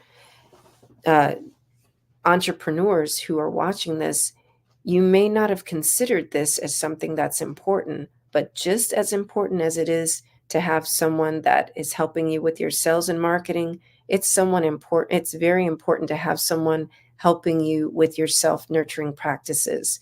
And so that you are always operating at your optimum level, and that you're always having a reflector on your ways of being, because we miss the reflectors we have access to. Another word for reflectors are spouses, parents, children, friends, and so we miss and take advantage or take for granted those relationships. So to have a team out here, right? A life coach, an embodiment coach, a self-nurturing coach, that is a thing. That's what I do. Having someone out here to look at your whole world, your spouse, your children, your business, your ways of being, that is so important to create best practices. So as you go into this next year, for your consideration, if there are reports that you're not looking at, review them, all of them, all the ones that I suggested, and find out if there are others that I didn't suggest that matter to you and your business and your way of doing business. And from those reports, learn, be tracking the strategies that are working and track the strategies that are not working, and make a plan to change in the next quarter. Be agile. Don't keep yourself stuck. Don't keep your business stuck. And most importantly, in those strategies, make sure that you've got personal development strategies. Make sure on your financial reports that you have a line item for personal development and for self-nurturing. And the personal development, I didn't mention this before, can also be conferences that you go to. So there, it can, they're conferences for industry, but there's also personal development conferences.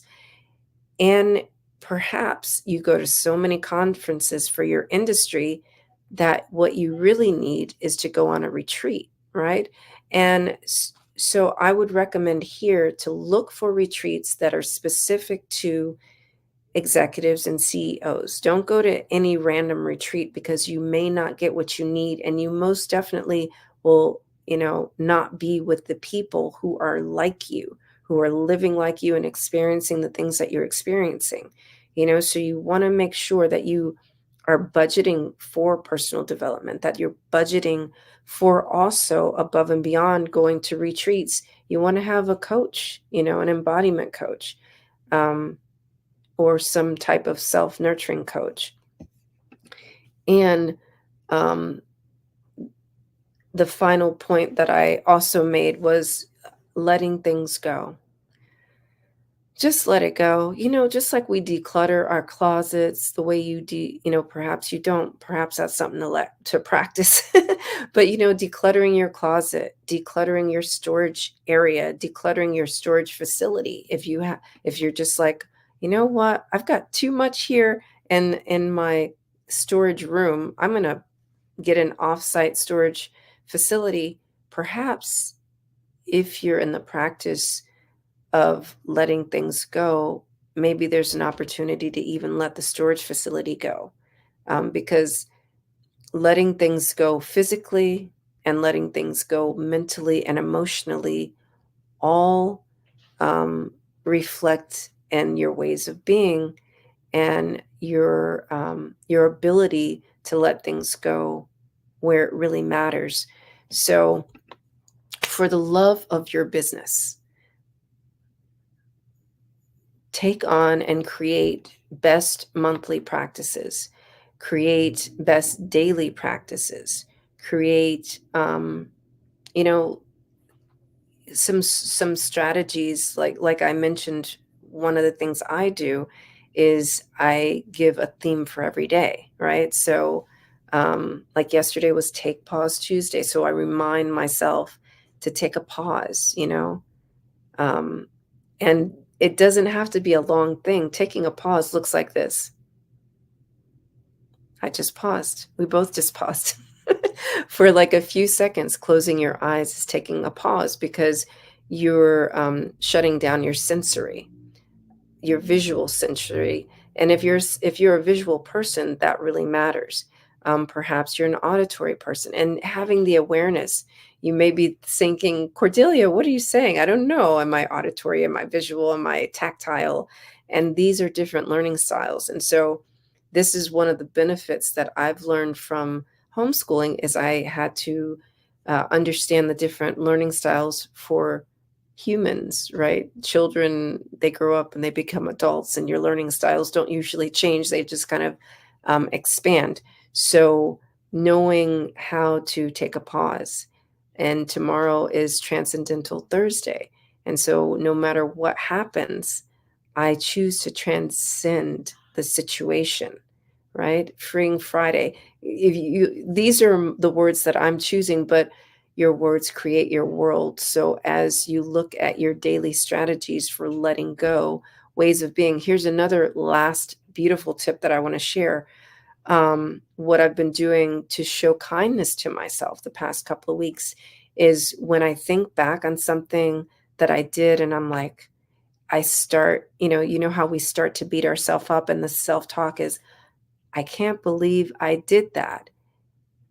Then the way I say the next part of that is, I release the ways of being that created this situation, and I open myself up to the possibility of incorporating new ways of being that will give me the desired outcome, right? Or the outcome I desire and require.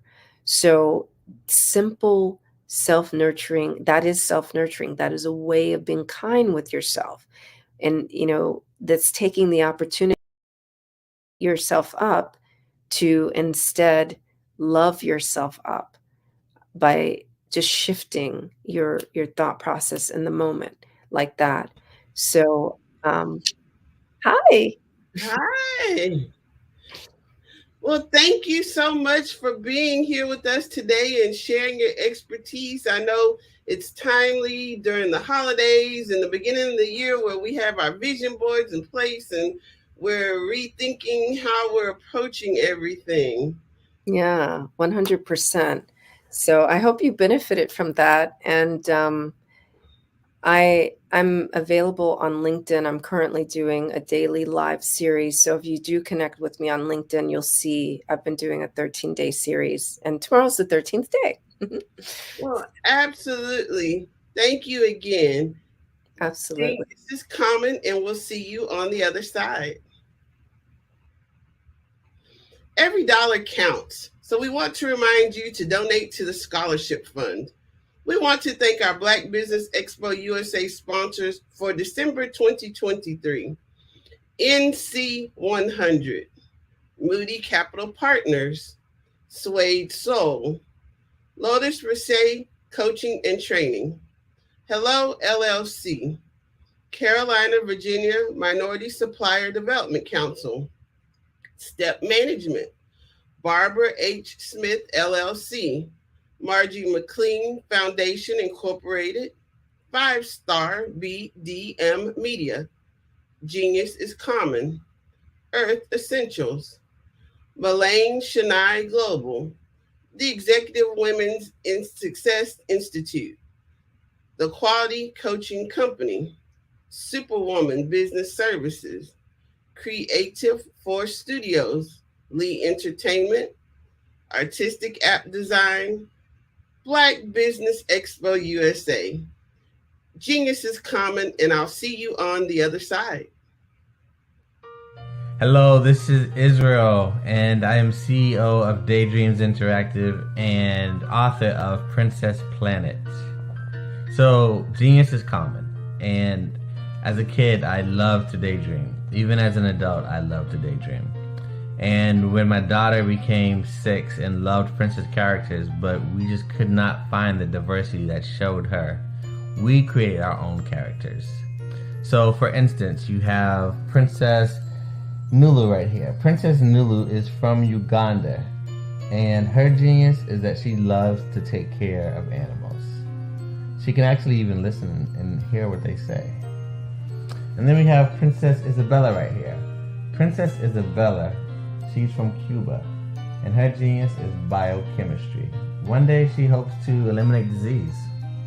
Then we have Princess Nia right here, and Princess Nia is based off of my daughter, and she wants to be the greatest dancer alive. So that's her genius. So what's your genius? My genius is my imagination.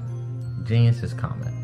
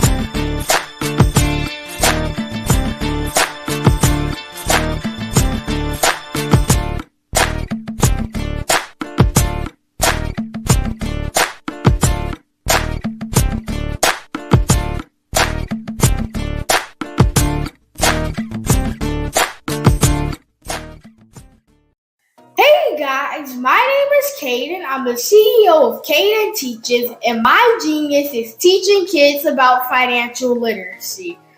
Throughout my financial products, such as my financial flashcards, my activity book, and my newest project, my financial bus, which I bought.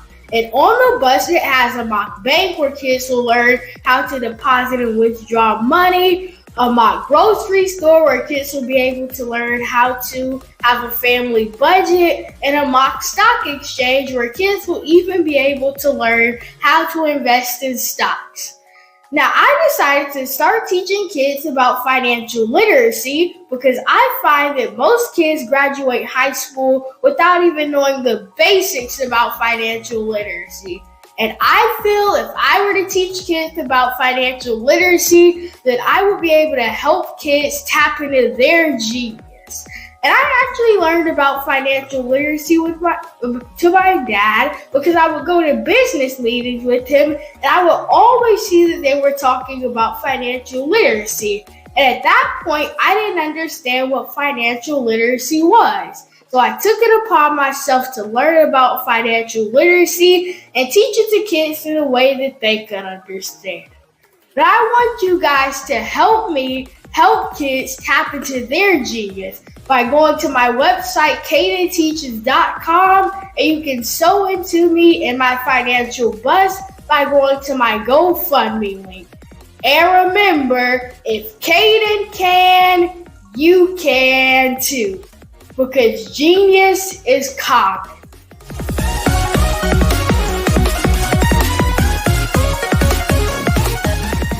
I was born in a little village on the island of Haiti.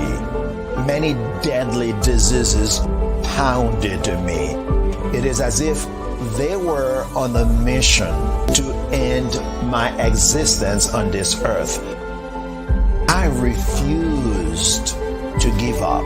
In 1983, I left Haiti and came to the United States of America. And I came with $5, 2 shirts. I didn't speak any English. I came to Atlanta. I got a job. I was a doorman. I was a doorman with a dream. What I used to do, I used to come on stage. I'd rehearse this moment. that I'm standing in front of you. That's the power of a dream.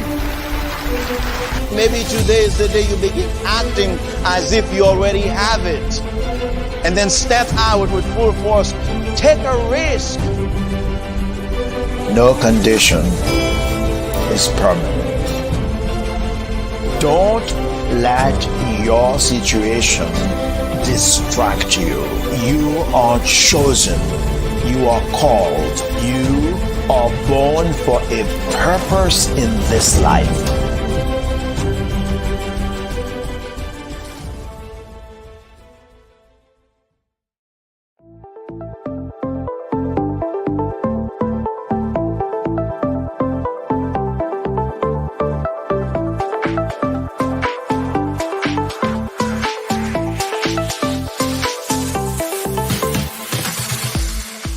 You need to be messaging and communicating to a lot more folks and getting them committed to you as a brand and feeling that you are trustworthy, as a subject matter expert and for their needs and their pain points. That says, look, here are my pain points. Here's the problem that I have that I don't want, or the benefit that I want that I don't have. And Grant and Sydney understand that and are giving me information to be able to assist, in my eliminating those pain points.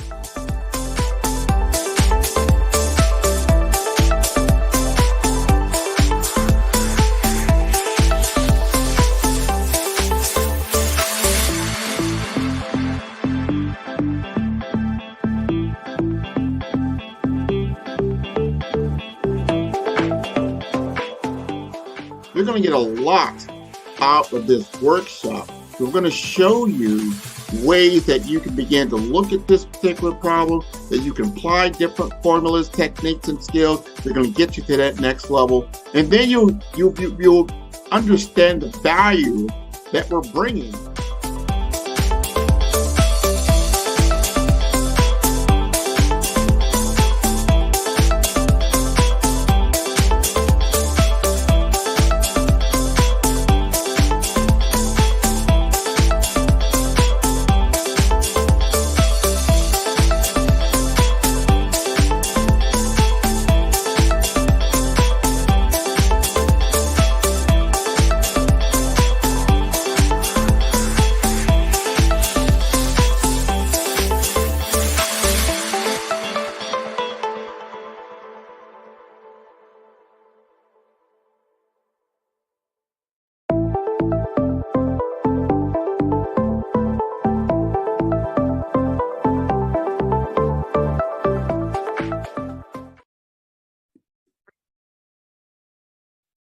Hello, I'm Dr. Madeline Ann Lewis, President and CEO of the Executive Women's Success Institute.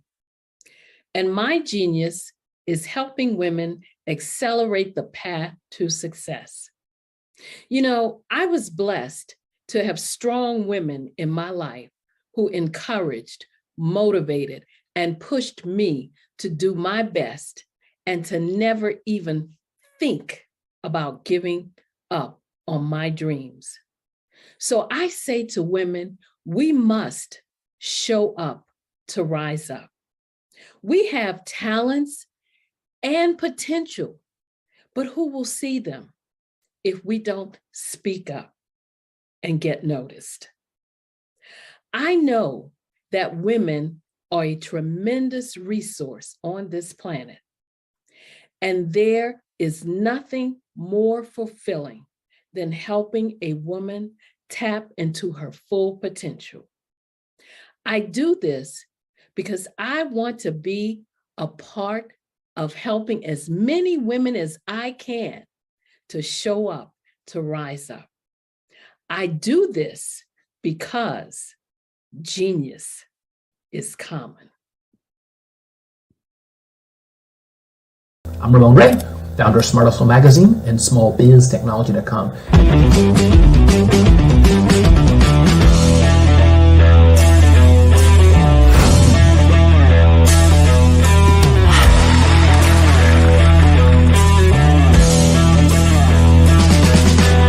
You're here today to celebrate small business success. Stand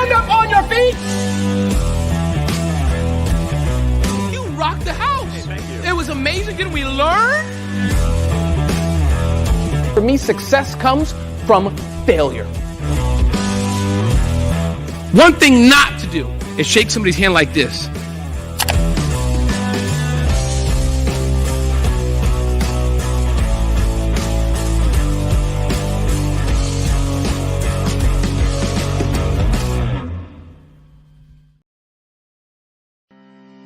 Are you aware that showing off your expertise can gain customers and position you as an expert in your industry? Consumers need confidence to purchase, so let us showcase your knowledge by interviewing you for a 3 to 5 minute video. We'll position you as an industry expert with a customized interview-style video, and for a limited time, we'll cover all production costs. Click this ad or call now for all the information. You'll want to experience the same 5-star service our customers love. So take advantage of this one-time offer. Click this ad or contact us now.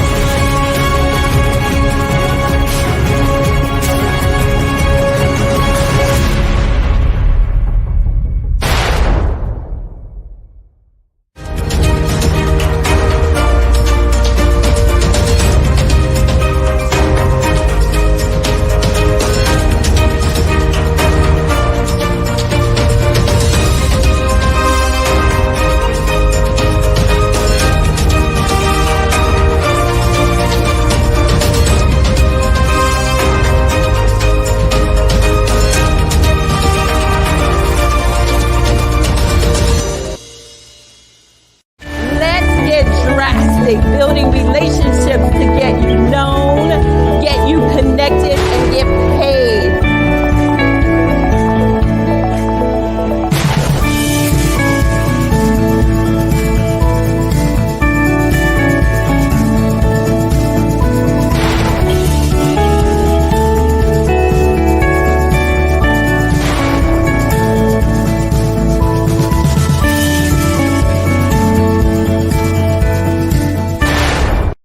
I am from Washington, D.C., but I was raised in Durham, North Carolina. I came to Durham when I was about 5 or 6, and then I traveled back and forth to D.C. because it's where my people are from. One of the unique things about my family is my mother, she's also an artist. She does quilting, and she does a lot of artistic things, and then my son, he draws with both hands, his right hand and his left hand, like I do. So that's kind of a family trait. And then my other son, he's a videographer, and my daughter, she works, she's a regional vice president for Sunglasses. When you start out drawing and sketching, you want to continue to explore, you know, each avenue. I do pastels, I do pen and ink, I do painting, I do acrylics. I haven't done oils yet. But I try to do all facets of art. What I say to a lot of times to people is, you know, you can't put yourself in a box when you're an artist. You have to explore. And over the course of my life, I've tried to explore different mediums. I also do sculpture as well. I choose my subjects by the intensity that they have in their faces, or the intensity that somebody is moving, because I do more than portrait drawings. I also do I do abstract, and then I do figurative drawing also. Well, what happened in this particular show is that I started out trying to come up with something that would be a little bit different than what everybody else is doing. So I was working on a Barack Obama show, and they wanted me to do some paintings of Iraq. And so what I did was, because of the deadlines, I kind of did it kind of fast. And then I realized when I was doing it fast, I enjoyed it. And so then I started doing other pieces the same way, and I started to enjoy those pieces also. And so I came up with this particular style, and it's a style of lines and colors. And what's interesting is that when I was in college, I did a show called Lines, Colors, and I talked about the boldness of the blacks, the hotness of the whites, and this is how this has come about, later on in my life. And the colors comes from a lot of the entertainers that I work with, where they wear different colors. They don't wear, your plain reds or your whites. They wear different colors, and so that's also another piece of what's giving me the colors. The subtitle of this show is Faces That Speak Life. That's real critical. Faces that speak life. Each one of these pieces is a life source and a life energy that's being put on display for people that are looking at it. I always say in terms of my art, it's not important that I draw them. It's important what you get out of what I draw. I don't try to just draw it because you like it. People wanted me to do prints. I didn't do prints. People asked me to do different people, but the people that I choose are people that make a difference in the lives of people in the world. So the human landscape idea was, again, as I say, the lines represent your emotions, it represents your ideas, and it represents your journey as a human being. And that's why you get the different pieces and the different looks. And as you notice, I try not to do one look that looks alike another look. And that's what's the most important part of this show.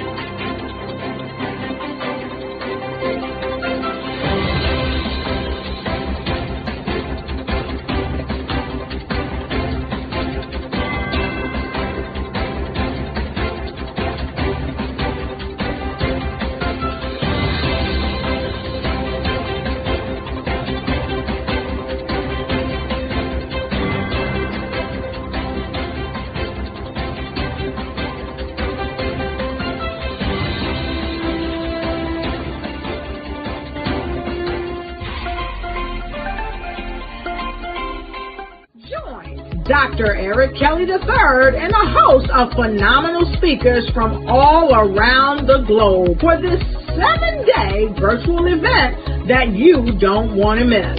The mission of the Black Business Expo is to raise scholarship money from kids all the way from high school all the way from college. The Black Business Olympics is one of the largest Black business showcases in the world. It is an opportunity for businesses and companies to showcase their businesses globally. We are going to be giving away laptops up to $5,000 away to students. Again, I'm Olivia Appleberry, the founder of 2 Cents Finance and one of the speakers for the expo. I am so excited to see you there. For more info, go to www.blackbusinessexpousa.com or call 919-308-9090 and hope to see you there. I am Black Business. From the moment I wake until the time I sleep. Yes, I am Black Business. I am Black Business. Tell me, are you Black Business? I am Black Business. Do you support Black businesses? Listen, I support Black business because I am Black Business. Black Business Expo, one of the largest business showcases in the history of black business in the world. The world! Sign up today at www.blackbusinessexpousa.com or call 919-308-9090. I am Black Business. I am Black Business. From the moment I wake until the time I sleep, I am Black Business. I am Black Business. Are you Black Business? I am Black Business. Do you support Black businesses? I support Black business because I am Black business. Black Business Expo, one of the largest business showcases in the history of Black America in North Carolina. Sign up today at www.blackbusinessexpousa.com or call 919-380-9090. I am Black Business. I am Black Business. From the moment I wake until the time I sleep, I am Black Business. I am Black Business. Are you Black Business? I am Black Business. Do you support Black businesses? I support Black business because I am Black business. Black Business Expo, one of the largest business showcases in the history of Black America in North Carolina. Sign up today at www.blackbusinessexpousa.com or call 919-380-9090. I am Black Business. I am Black Business. From the moment I wake until the time I sleep, I am Black Business. I am Black Business. Are you Black Business? I am Black Business. Do you support Black businesses? I support Black business because I am Black business. Black Business Expo, one of the largest business showcases in the history of Black America in North Carolina. Sign up today at www.blackbusinessexpousa.com or call 919-380-9090.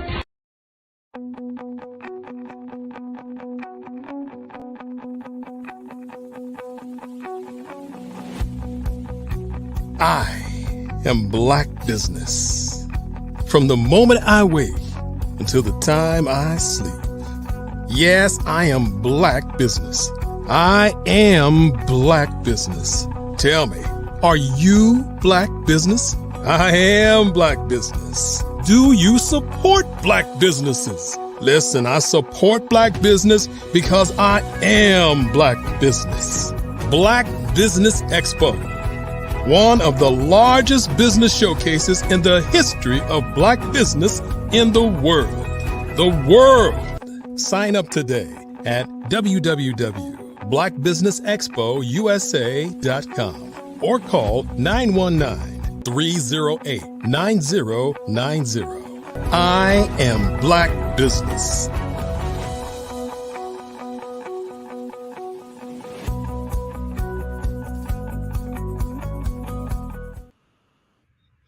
Good evening, business owners, entrepreneurs, thought leaders, and corporations. Welcome to the Black Business Network. My name is Crystal Gomez. I am your business moderator for this evening on the Black Business Network. The Black Business Network is a 24-hour business network showcasing Black businesses, business owners, entrepreneurs, and thought leaders worldwide. We have speakers from North Carolina, London, Singapore, Africa, Japan, and cities all over the United States. The Black Business Network is a global community sharing its business knowledge to empower, inspire, and educate businesses about business.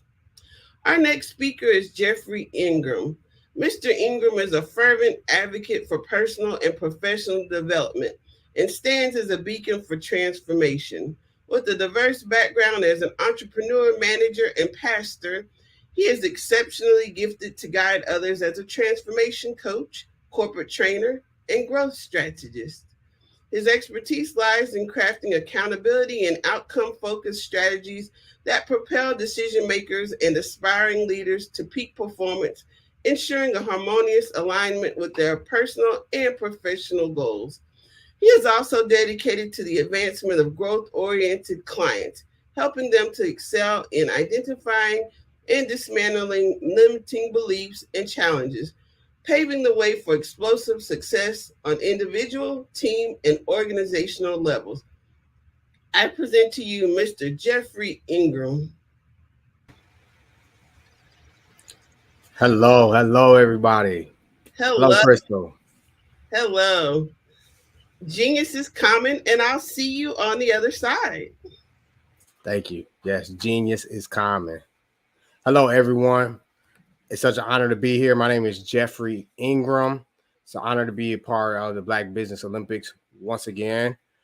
This is an amazing organization doing some amazing work to empower the next generation of leaders.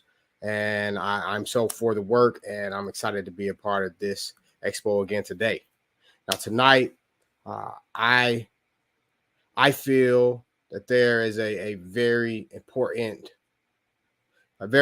transition that's happening right now in the world. Now, this happens on a regular basis. Sometimes we see it, sometimes we don't. Sometimes it is a massive conscious awareness of shiftings. Sometimes there's not. And so throughout my life, I am this year, September, I celebrated my 39th birthday. And over the years of my career, I have witnessed so many transitions in life. I've been blessed to be as my bio, as I'm humble to say, like as it put, I have been a part of the growth, the launching, the development of literally hundreds of businesses and organizations, and the careers and the lives of thousands of people just like you and I, professionals, leaders, business owners, who are not just focused on growing a successful, thriving business or institution or organization, but also very, very passionate about their personal growth and development. They want to make sure that they maintain a personal life, a healthy personal life. I've been a part of this journey. Better yet, I call it a quest. For the past 10 years, I've been on this quest, the quest of purpose, the quest of walking in, living in the purpose that the Creator sent me, the purpose that genius has been given to me, the level of genius that I operate in, and the level of genius that we all operate in. It's all due to purpose. And so it's been a very, very, how do I say it? It's been a very emotional, it's been a very triumphant, it's been a very challenging, been a very, very interesting journey the past 10 years. Now, I have been blessed to be the father and husband, the husband of 18 years with my wife, beautiful wife, Nicoya, and we are parents of 8 and 1 angel. We have 4 sons, 4 daughters. Our angel, her name was Janae. She transitioned at 3 weeks old. And so through our lives, when I say our lives, meaning the life of myself, my wife, who was my life partner, and the children that we're raising, there has been several ups and downs and triumphs and victories and challenges that we have been blessed to survive. In fact, what what we have embarked on, what we have unknowingly embarked on, this quest of empowering and building an organization, an institution, a legacy that will not only out-survive us, but will survive through our children and our grandchildren and great-grandchildren. I've discovered some kind of disheartening information that isn't really necessarily mainstream information for young people like myself. When I realized what my purpose was, what I wanted to do in my life, I remember I was 10 years old. I knew that I was going to be, my dream was not to be a doctor, not to be a firefighter or a teacher, but it was to be a business person, to be a businessman, as a matter of fact. I knew within myself, like, I was sent here to do business, to be able to, I didn't know exactly what kind of business, but I knew that for what I was sent here to do, there was a level of freedom, of flexibility, of no limits to my income potential, more specifically because of a job or being able to get a paycheck and someone being able to tell me how much I could earn. I knew that the best route to avoid that would be business ownership. And so my career started very early. I was 14 years old and I started my first business at that time. And within a couple of months, I actually got my first job and I started working at the local Dairy Queen in Eagan, Minnesota. If you're familiar with United States and Minnesota, Eagan, Minnesota, if you're familiar with Eagan, Minnesota, shout out to you. But Eagan, Minnesota is a small city. And I was there and I got hired at Dairy Queen. And I started making dilly bars and making Buster bars and making blizzards. And I made $5.25 an hour at that time. This was 1999. And I knew that that would not be enough for me to live my dreams as an eighth grader at that time.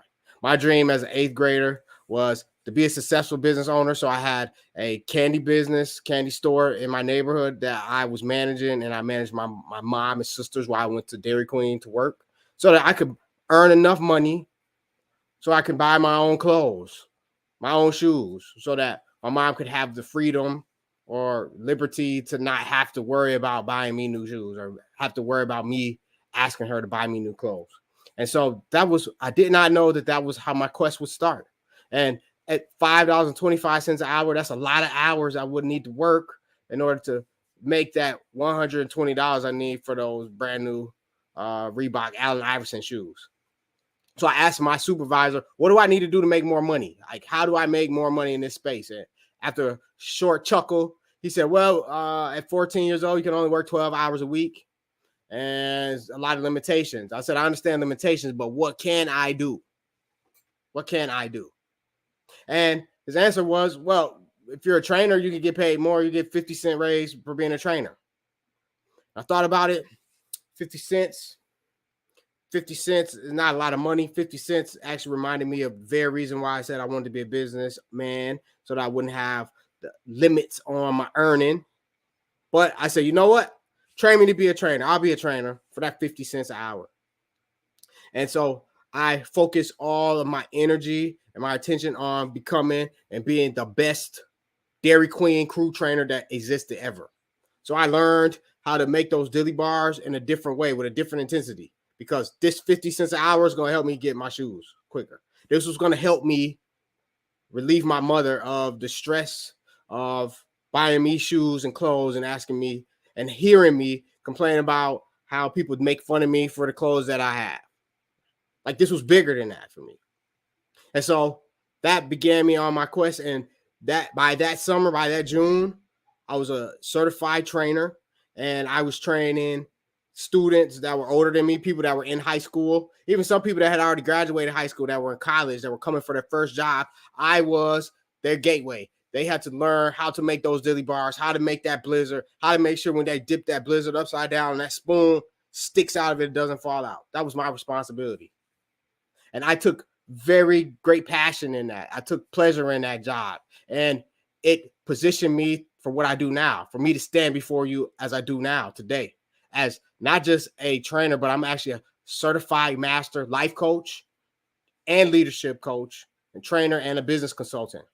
And so as I have been working with literally, again, thousands of professionals that have been on their journey to their jobs, to be the best in their position as a manager, as a cashier, as a business owner, as a life coach, whatever that is. As I've done that, I've helped literally hundreds of people. There's something that I've discovered. Like, there is a major challenge that every organization runs into. Everyone that is on this quest to be the best they can, for whatever reason they're on this quest, whatever reason they're on this path of employment or self-employment, right? But there's a challenge that they all face, that every organization faces.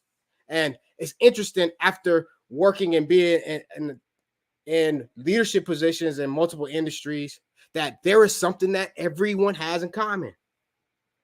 And so you wonder what that thing is, don't you? I hear you asking. I'm glad you asked, right? See, what I've discovered, the most common challenge is not necessarily, most people would think it would be to get more sales, increase sales. That's definitely a challenge, right?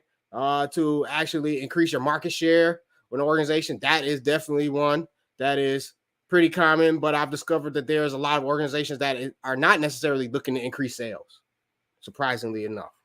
Right? There's a lot of organizations and institutions that exist right now that are not necessarily looking to increase their market share, interestingly enough. But what is it that they do have in common? What is the challenge that they do have in common? Well, since you asked, I thought I'd tell you. Right? The most common challenge that I've discovered that they face is how to actually maintain a healthy personal life while pursuing a thriving career or building a thriving business or organization. How do you maintain a healthy personal life while you're building a business or building a career? See, this right here, this problem is the biggest problem or challenge that I've discovered almost every institution or organization faces. The people within the organization, when they do not have the skills, the strategies, the discipline necessary to maintain a healthy personal life while pursuing or building this organization or institution that they're a part of, what happens is things fall out of what we call balance. Now, the thing is, balance in this instance in real life is really kind of unachievable, kind of unattainable, being that there are more than two things that we have to balance in our lives, right? Yeah, I do say our personal life and then our professional side of our life. But within our personal life, there's so many different dynamics in our personal life. And within our profession or our business that we're growing, there's so many dynamics that are included in that, right? And so to find perfect balance is almost impossible. So because of that, I've learned to change this pursuit. This pursuit is no longer to find balance, but how to create harmony within our personal lives as well as our professional lives. Right? Now, how do you find harmony in a personal life and a professional life? How is this a common goal? How is this a common challenge? And how can this challenge be overcome? Well, we'll start with this, like defining what success looks like in finding harmony in your personal life and your professional life. What does success look like? Well, that's a great question, because success actually looks different for everybody, especially for someone that's growing a business or institution or organization, right? While maintaining a healthy family life, a personal life that includes your family, like myself, as I've been raising a family of 8 children. My oldest at this point in life, while we're doing this session here, is 20 years old. Her name is Ariana, and my youngest is 3 years old. So raising young people from the age of 3 years old to 20 years old, a 17-year span of life in the balance, is a challenge that very, very few people even face today in our world. Now, if we were to ask this question 10, 15, 20, 30 years ago, it'd be more common to see families that have more than 2, 3, 4, 5, 6 children. Nowadays, average family is 3 children. And so already I live with 3 times the average. Okay. And to add insult, if I would call it insult, but to add some weight to this, most families do not, 50% of families, especially marriages, they end in divorce nowadays.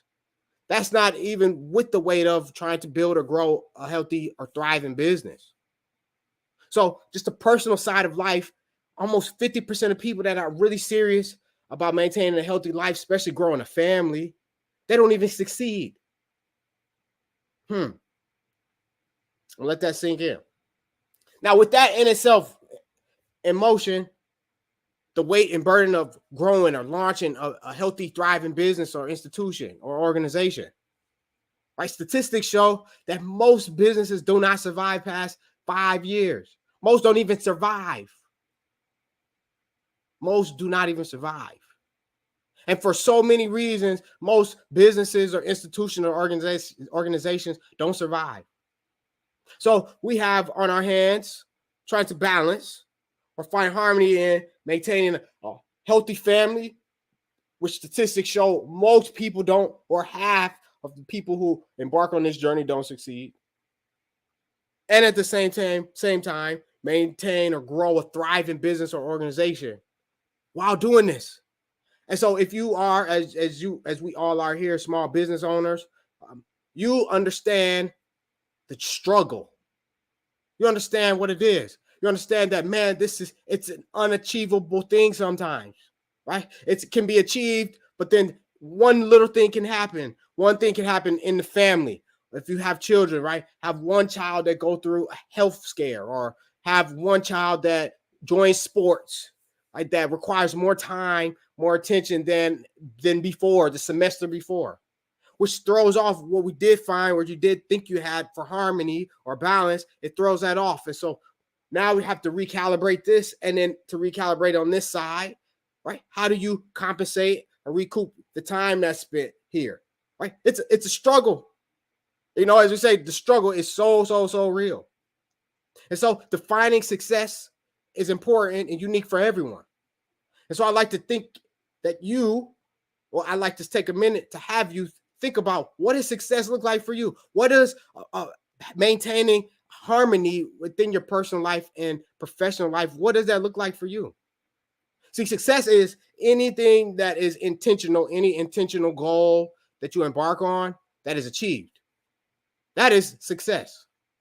See, the thing is, just for the fact of you are alive and surviving, and your family is, or your personal life has a level of health, right? That is more than just surviving, right? Your family is in place. Your business is somewhat in place. You have succeeded to some degree. Now, this may not be the way you thought about success. It may be not your dream. You might not have achieved that point yet. But it's important to understand and identify success, and even at its most essential core functionality of success. Once you understand success and see what success is for you, I have a framework, and I call it a cheat code, that I suggest and I teach my clients and my students, and within my own organization and my family. I teach to define success, but not only define success, but to achieve that success. Okay. And the first step in this framework is to identify the right goals, right? How do you know what success is for you? If the goals that you are attaining or you pursuing to attain are not specific to you and your life and your family and your organization and your institution, how it's impossible to ever achieve true success if you are pursuing the goals of another business or organization. There's no way. In fact, the unique genius and creative ability that the creator is giving you was specific to you. And not just specific to you, but to serve a specific group of people. That group of people starts with yourself, your family, your community, but then also your customers, right? Your people that co-labor with you to serve those customers, right? Like, it's important that you have an understanding of the people you are here to serve, and you identify the goals that will make them successful. What is success to them? What is the place they're trying to get to? Your business or your institution or your organization should be established to help a specific group of people achieve success in their level, right? In their eyes, that they feel the success there. And so if your goals are not to help and identify what success is for those people you're here to serve, starting with yourself and your family, right? Then the goals that you pursue, your resources, your time and attention are all for naught. You're technically casting your pearls to swine. So it's important to understand success, not only on an outer level and people, how other people see it, but on a holistic level for yourself. Holistic, meaning whole, meaning that you understand and see that everything is integrated in a part of a whole, the whole you. There are components and dynamics to you, to each of us, that are so important that if we don't find success in our development and growth on a holistic level, it is impossible to even know what the right goals are, or pursue those goals, or achieve those goals on a holistic level. Now, I'm sure you probably heard of holistic and common conversation and mainstream conversation. I know you've heard of that, right? And I've discovered, though, on my journey that the definition and the idea of holistic care, holistic growth, holism is not as whole as it really should be. That there are some pieces, some components that are not a part of our idea of holism or holistic care, holistic growth, holistic development. Now, usually when we hear holistic, we think of holistic growth or development, I should say. We usually think of mind, body, soul. Those are very important, three important components to the whole human being that we are. But those are only three of them. And I discovered that there are actually three more components that are usually missing. And see, when I discovered these three other components for myself, I became intentional about my development in these areas as well as those other three. And when I started to focus on and being intentional about putting attention on my development in those three as well as the other three, I saw results that I never imagined. And when I saw those results I'd never imagined, I told my wife, I said, babe, well, I call her sweetie. That's my boo.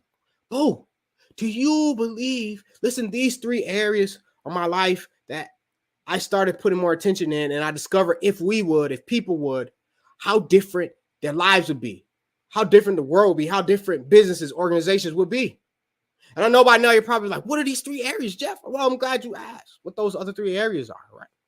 So the first of those three areas is my social component of my life. Social. We're humans, social beings. We live here on this planet with literally 8 billion other human beings. And our ability to engage with, to effectively connect with, and serve, co-labor with other human beings on a social level, again, started with your family, started with your community, those friends that you have, your family members, right? Those people you co-labor with, your clients, customers, right? Your ability to connect with them on a social level is important. That's a huge component. The second of these three areas is professional, the professional side of your development of who you are. Yeah, we are professionals. We're professionals at something. Hopefully, if you're going to be successful in life, and again, if you are a business owner or a leader or someone who is helping grow a business or organization, that is a profession, right? And if you are not intentional about developing yourself in that area of profession, you will find yourself like so many people that we all have been plagued with, working with, co-laboring with, collaborating with. Yeah, you know what it's like to work with those people who figured it out 10 years ago, 5 years ago, 3 years ago, and are so stuck in that space, in that way of doing whatever it is they do professionally. Those that have literally retired from their growth and development. As my childhood hero, Allen Iverson, quoted and made very famous, practice, what? We talking about practice right now? Yes, practice, development of your profession. We all know what it's like to work with those people. And so because of that, it's important that that's a part of our personal development, our professional growth. Now, the third area is something that might have slipped through your fingers. It might have slipped through the fingers of your brain or your mind. But if you're part of this organization, this amazing organization, then you probably know what I'm talking about. But this sixth area is the creative side of who we are. Yeah, creative. See, as humans, we were created in the image of the Creator, in the image, in the likeness of the Creator. See, creation is a very divine phenomenon. It is something that is a gift that's given to us as humans to create. To create what? Well, we create all kinds of things. All kinds of things we create. In fact, from the moment of our conception, in fact, probably before our conception, those of us that are those of you that may understand, the quantum physics, understand metaphysics, understand that everything actually already is that will be, right? But we understand that we are created. We are actually sent here with a purpose and given gifts, given genius to actually bring about, to create a new reality while we're here on earth, right? Some of us have discovered our creative ability, and some of us used our creative abilities intentionally. Some of us are very intentional about our creative expression. Some of us may not have the same, when creativity comes to play, it may not have the creative ability, but have an appreciation for the creative abilities of others. Wherever side of the spectrum you may be on, I tell you, you actually are a creator. You are a reality creator. You have been always creating reality. Right? And so when I became intentional about developing, using my creative abilities, been intentional about expanding those. When I became intentional about teaching my clients and my students to focus on intentionally tapping into your creativity, expressing yourself, things that you may learn in a creative way. See, it changes everything, literally. Studies have shown those that use creativity to learn, to express and regurgitate what they've learned, they actually learn what they learned sinks into their mind even deeper. See, creativity is, again, a divine gift that the Creator has given humankind. And so when you add those three components to your personal growth and development, you really have a whole system. The system that you're using is actually whole, complete. There's not pieces or components missing. So these 6 areas of personal growth and development that is imperative that we are intentional and consistent about growing in are our mental, our spiritual, our physical, our social, as well as our professional and our creative. And I have discovered that those institutions, those people who are intentional about their consistent growth on a holistic level, those are the people who also find it easier to maintain harmony in their personal life as well as their professional life. Those are people who find new ways to actually go about solving the problems they had on yesterday or yesteryear. Okay? When you're on the quest of consistent, intentional, holistic personal growth, there are very few areas in our life that continually remain unserved or underserved, that do not produce the kind of fruit that are necessary to produce joy or the peace or the success that we're looking for, or the people that we're here to serve are looking for. Yeah, it's important, it's imperative. And think about this in your life. Think about the people or the areas in your life of those 6. How many of those areas of your life have you not been as consistent or intentional about growth in? Take a moment. Think about it. Now, I want you to think about what is the one thing, not if it's not the one thing, but one of the things that you have just neglected, you have just overlooked, you have just kind of swept under the rug that you know would help you overcome the limits or the obstructions or the obstacles that have been besetting you, that have been slowing you down? What's the one thing? Now, the one thing, honestly, if you think about the one thing, I don't know why it may be a thing that you swept under the rug.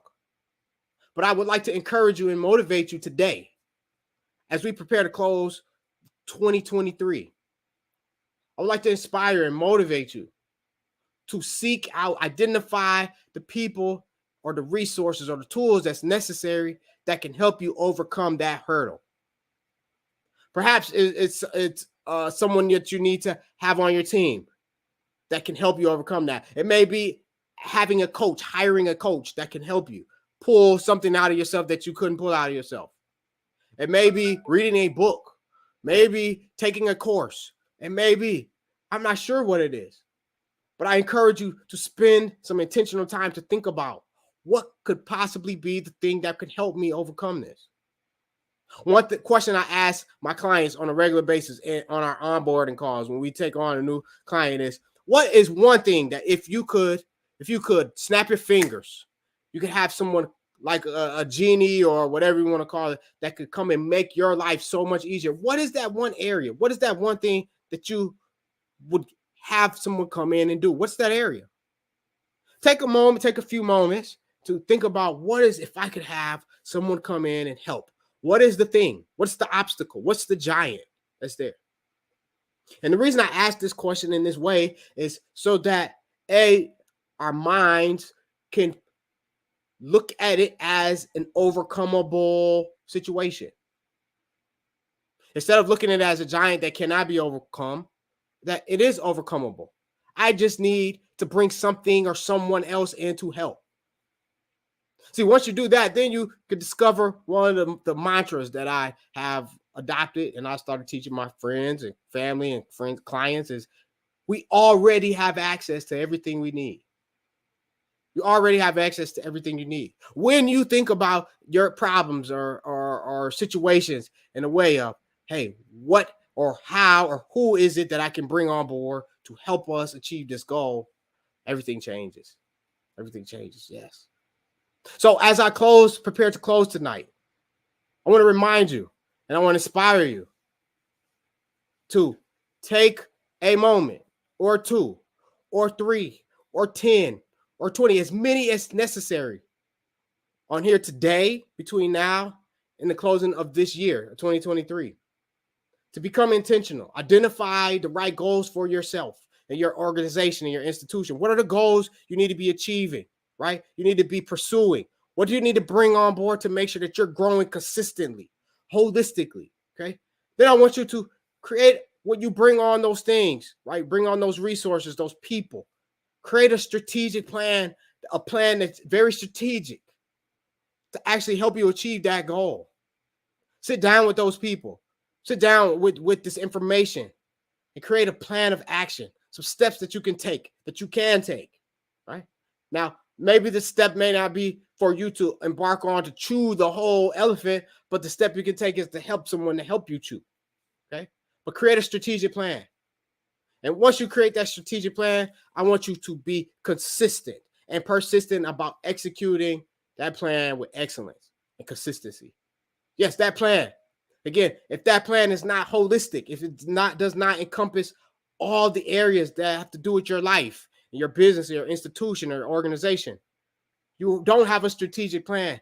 And unfortunately, your chances of achieving that goal will be limited. But the good news is you do not have to live that way. You do not have to be doomed or bound to the limited success or goals or achievement that you or many other people that are in this same struggle of maintaining a healthy personal life while growing an institution or a healthy, thriving business.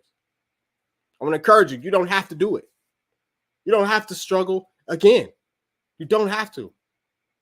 In fact, if you do continuously, unfortunately, it's at your own will. And so my hope and my goal and my prayer for you today, as you listen to this, as we prepare to close for the night, to remember that you create reality. Remember that the Creator created you with intentional purpose, a specific purpose, with genius living inside of you, living inside everything around you, and that you would tap into and learn how to harness the super ability that the Creator has given us to create reality, to change reality, to make things that did not exist before, to make them exist, or to reshape and reframe or recreate things that we thought were never, ever possible, but to see it and manifest it into reality. Once again, ladies and gentlemen, my name is Jeff Ingram, and I'm so honored and excited for this opportunity to be here with you, to encourage you, to empower you, to create the reality that you were sent here to create. Thank you very much. On behalf of the Black Business Olympics, I'd like to thank you, Coach Jeffrey Ingram, for being here with us today. Could you please share with us where we can find you? Absolutely. You can find me online. You can find me on my website at www.icreateleadership.org. You can find me also on social media at the Jeff Ingram, TheGeoff Ingram. Also, I Create. Again, we are a personal and business development consulting agency, and you can find us online as on social media as well at I Create Inc. ATL. Genius is common, and I'll see you on the other side. Thank you. The Black Business Expo's mission is to raise funds for high school seniors going to college or K-12 entrepreneurs. The Expo is a fundraiser for students. You may go to www.blackbusinessexpousa.com to donate to the scholarship fund, or use the Cash App that's on the screen below, $BBXUSA. Our goal is to give laptops and up to $5,000 to 10 students. Students can register online at www.blackbusinessexpousa.com. Every dollar counts, so we want to remind you to donate to the scholarship fund. We want to thank our Black Business Expo USA sponsors for December 2023. NC 100, Moody Capital Partners, Suede Soul, Lotus Richey Coaching and Training, Hello LLC, Carolina, Virginia Minority Supplier Development Council, Step Management, Barbara H. Smith LLC, Margie McLean Foundation Incorporated, 5-Star BDM Media, Genius is Common, Earth Essentials, Mullane Shania Global, Executive Women's Success Institute, The Quality Coaching Company, Superwoman Business Services, Creative Force Studios, Lee Entertainment, Artistic App Design, and the Black Business Expo USA. Genius is common, and I'll see you on the other side. I am from Washington, D.C., but I was raised in Durham, North Carolina. I came to Durham when I was about 5 or 6, and then I traveled back and forth to D.C. because it's where my people are from. One of the unique things about my family is my mother, she's also an artist. She does quilting, and she does a lot of artistic things. And then my son, he draws with both hands, his right hand and his left hand like I do. So that's kind of a family trait. And then my other son, he's a videographer, and my daughter, she works, she's a regional vice president for Sunglasses. When you start out drawing and sketching, you want to continue to explore, each avenue. I do pastels, I do pen and ink, I do painting, I do acrylics. I haven't done oils yet, but I try to do all facets of art. What I say to a lot of times to people is, you can't put yourself in a box when you're an artist. You have to explore. And over the course of my life, I've tried to explore different mediums. I also do sculpture as well. I choose my subjects by the intensity that they have in their faces, or the intensity that somebody is moving, because I do more than portrait drawings. I also do I do abstract, and then I do figurative drawing also. Well, what happened in this particular show is that I started out trying to come up with something that would be a little bit different than what everybody else is doing. So I was working on a Barack Obama show, and they wanted me to do some paintings of Barack. And so what I did was, because of the deadlines, I kind of did it kind of fast. And then I realized when I was doing it fast, I enjoyed it. And so then I started doing other pieces the same way, and I started to enjoy those pieces also. And so I came up with this particular style, and it's a style of lines and colors. And what's interesting is that when I was in college, I did a show called Lines, Colors, and I talked about the boldness of the blacks, the hotness of the whites, and this is how this has come about, later on in my life. And the colors comes from a lot of the entertainers that I work with, where they wear different colors. They don't wear, your plain reds or your whites. They wear different colors, and so that's also another piece of what's giving me the colors. The subtitle of this show is Faces That Speak Life. That's real critical. Faces that speak life. Each one of these pieces is a life source and a life energy that's being put on display for people that are looking at them. I always say in terms of my art, it's not important that I draw them. It's important what you get out of what I draw. I don't try to just draw it because you like it. People wanted me to do prints. I didn't do prints. People asked me to do different people, but the people that I choose are people that make a difference in the lives of people in the world. So the human landscape idea was, again, as I say, the lines represent your emotions, it represents your ideas, and it represents your journey as a human being. And that's why you get the different pieces and the different looks. And as you notice, I try not to do one look that looks alike another look. And that's what's the most important part of this show. Artist to me is a creative.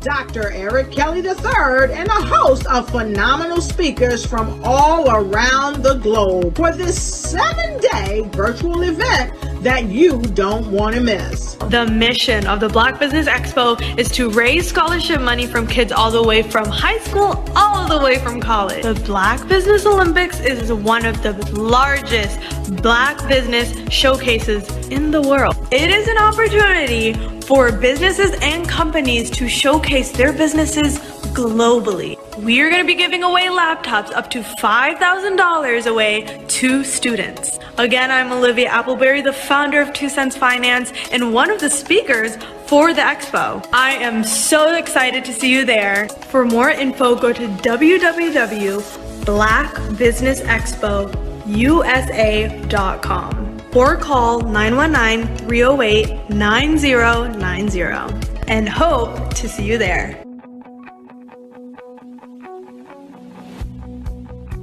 I am Black Business. From the moment I wake until the time I sleep. Yes, I am Black Business. I am Black Business. Tell me, are you Black Business? I am Black Business. Do you support Black businesses? Listen, I support Black business because I am Black business. Black Business Expo, one of the largest business showcases in the history of Black business in the world. The world!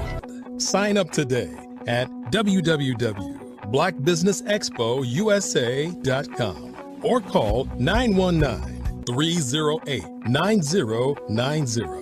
I am Black business. I am Black business. From the moment I wake until the time I sleep, I am Black business. I am Black business. Are you Black business? I am Black business. Do you support Black businesses? I support Black business because I am Black business. Black Business Expo, one of the largest business showcases in the history of Black America in North Carolina. Sign up today at www.blackbusinessexpousa.com or call 919-380-9090. I am Black business. I am Black business. From the moment I wake until the time I sleep, I am Black business. I am Black business. Are you Black business? I am Black business. Do you support Black businesses? I support Black business because I am Black business. Black Business Expo, one of the largest business showcases in the history of Black America in North Carolina. Sign up today at www.blackbusinessexpousa.com or call 919-380-9090. I am Black business. I am Black business. From the moment I wake until the time I sleep, I am Black business. I am Black business. Are you Black business? I am Black business. Do you support Black businesses? I support Black business because I am Black business. Black Business Expo, one of the largest business showcases in the history of Black America in North Carolina. Sign up today at www.blackbusinessexpousa.com or call 919-380-9090. I am Black business. I am Black business. Did you know that approximately 333.34 million businesses exist today, according to a report from 2021? And you may be one of those businesses, or maybe you're not in the business market yet, but you're aspiring to be a business owner. Well, guess what? You're in the right place at the right time. Because let's face it, everything is about timing and opportunity. Hi, my name is Dr. Lotus Richey, and I'm the CEO and founder of the Lotus Richey Coaching and Consulting LLC, along with the Lotus Richey Ignite Show. 15 minutes of success with Dr. Lotus Richey, as well as books to boom your business and bring who you are. And today, I want to bring this amazing message to you about the Black Business Network and the Black Business Olympics. See, the Black Business Network and the Black Business Olympics is designed to help people just like you, that's right, that look like me, to take their business to the next level. Not just in your front yard or your backyard, but globally. The Black Business Network and Black Business Olympics is designed not to just help you survive, but to help you thrive. So join us today as we come together with businesses all around the world to support our students, our children, our young teens, our young entrepreneurs. What we do is we come together to help raise funds for students who are aspiring to be business entrepreneurs, who are aspiring and who are thriving in college. We endow them with a wonderful opportunity to gain scholarship of either a laptop or several thousands of dollars. And we invite you to help be a contributor to this amazing opportunity to help someone that looks just like you. So join us today at our website and let us connect with you and help you ignite and take flight in every area of your life on the Black Business Network and the Black Business Olympics. I'll see you on the other side.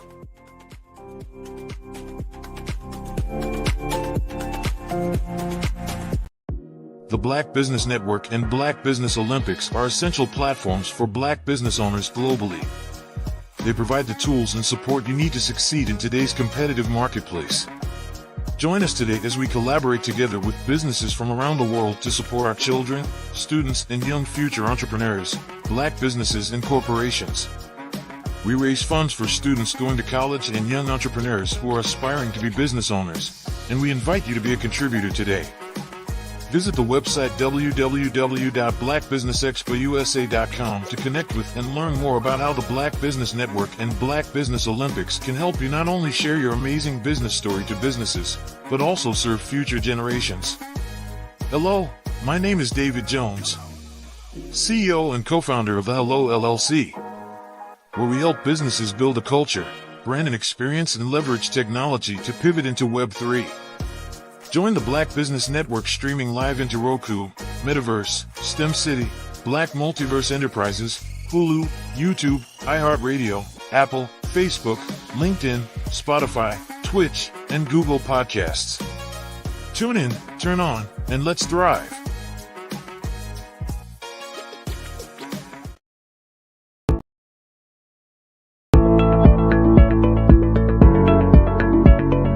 Prepare for what's coming and dominate in economic winter. Stand strong and thrive by showcasing your great products and services globally through the Black Business Network and Black Business Olympics. The Black Business Network has showcased over 2,000 companies with over $7 billion in sales each year. Over 10 million attendees have viewed the rebroadcast each month. Through the Black Business Olympics, unique styles of business training and mentoring are turning students into business owners and entrepreneurial warriors who will dominate in any economy. Gain the ultimate advantage of the Black Business Olympics, 7 days of unbelievable topics and speakers speaking around the globe. Donate your time and experience to provide expertise and scholarships to students worldwide and change the world.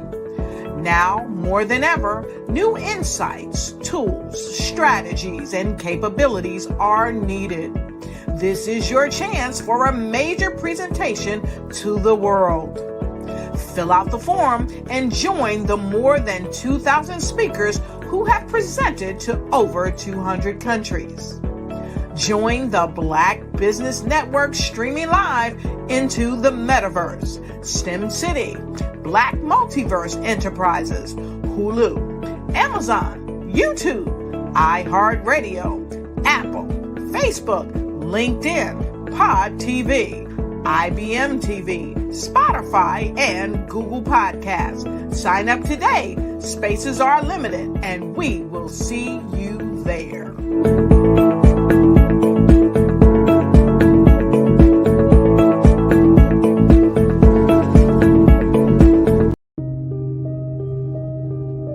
The Black Business Expo is changing my life. This year, they are giving away laptops and even $5,000 in cash to students just like me. I'm Alexis, and I want to go to college to fulfill my dream of becoming an entrepreneur. Help the Black Business Expo going to www.blackbusinessexpousa.com and also becoming a vendor, a sponsor, or donating.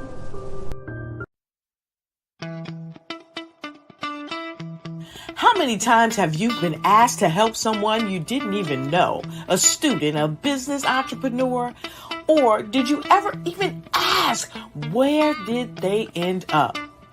That business, that friend, that entrepreneur. Well, just maybe they ended up in a gang, bankrupt, homeless, or worse, dead. Maybe they turned to crime, drugs, and alcohol. Did you ever wonder? Did you destroy their dream, or was your life always so easy? At the Black Business Olympics, we started a movement to help students complete. Give them hope and foster success. Help them to leave their dreams of providing laptops, computers, and up to $5,000 in scholarship funds. Today, we ask you to help a student, a business owner, or an entrepreneur to realize their dream by sponsoring them, supporting them, and buying from them. Consider this. With $1.6 trillion in our Black community, we only ask for a small donation for our students, our businesses, and our entrepreneurs. And you can change a life today. So I ask you, what are you going to do? Sit on the sideline and watch our students in high school be leaders, miss out on their dream from lack of resources? Or are you going to donate to the movement and change their future and yours as well? Give us a call today at 919-308-9090. Change their life by investing with action to the Black Business Olympic Fund. The Black Business Olympics, one of the largest business showcases of Black business in the history of the world.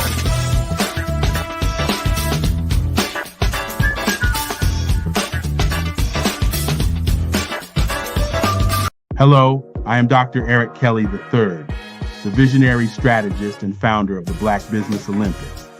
I invite you to showcase your Black-owned businesses on the Black Business Network global stage. The Black Business Olympics is a global Black Business Network platform that propels Black-owned businesses into the international spotlight. By showcasing your business on the Black Business Olympics platform, you can reach a worldwide audience of potential customers, partners, and investors. You can also establish yourself as a thought leader, an expert in your field, attract lucrative partnerships, and more speaking engagements.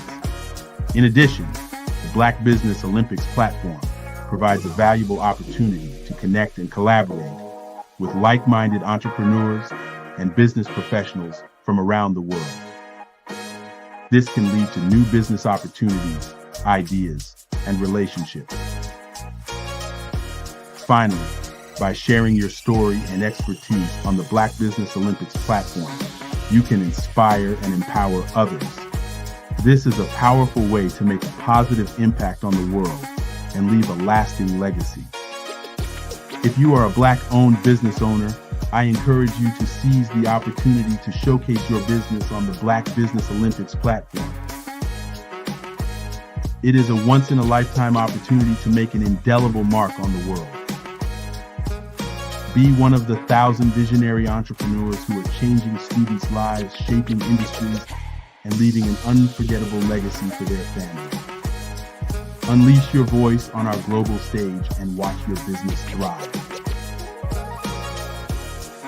Black Business Olympics is one of the largest Black business showcases in the history of Black business in the world. Yes, the entire world. Just give me a call today at 919-308-9090.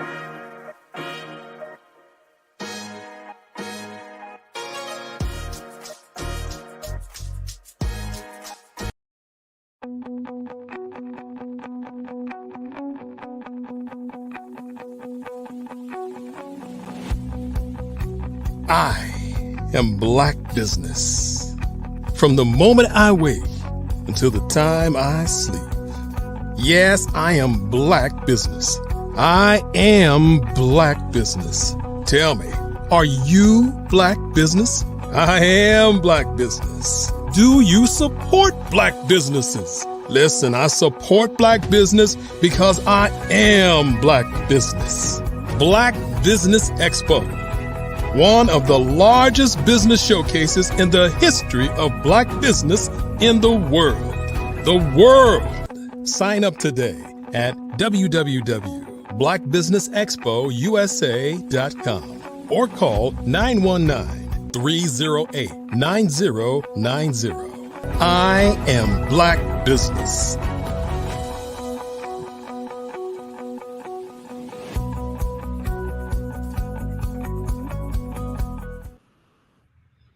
Good evening, business owners, entrepreneurs, thought leaders, and corporations. Welcome to the Black Business Network. My name is Crystal Gomez. I am your business moderator for this evening on the Black Business Network. The Black Business Network is a 24-hour business network showcasing Black businesses, business owners, entrepreneurs, and thought leaders worldwide. We have speakers from North Carolina, London, Singapore, Africa, Japan, and cities all over the United States. The Black Business Network is a global community sharing its business knowledge to empower, inspire, and educate businesses about business. Our next speaker is Bryant Thornwell. Bryant K. Thornwell is a Washington, D.C. native and University of Scranton alumnus, and he was inducted into the Basketball Wall of Fame while at the University of Scranton. He transformed his basketball talents into a diverse business empire. With over 35 years of experience, he is a multipreneur with ventures in mortgage, HR, construction, and tech. Mr. Thornwell's passion is to aid small to mid-sized businesses in the DMV area and to help them prosper. I present to you Bryant K. Thornwell.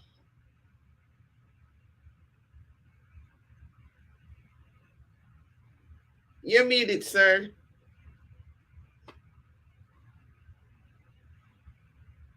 All right. Sorry about that. How are you? I'm well. How are you? I'm great. Genius is common, and I'll see you on the other side.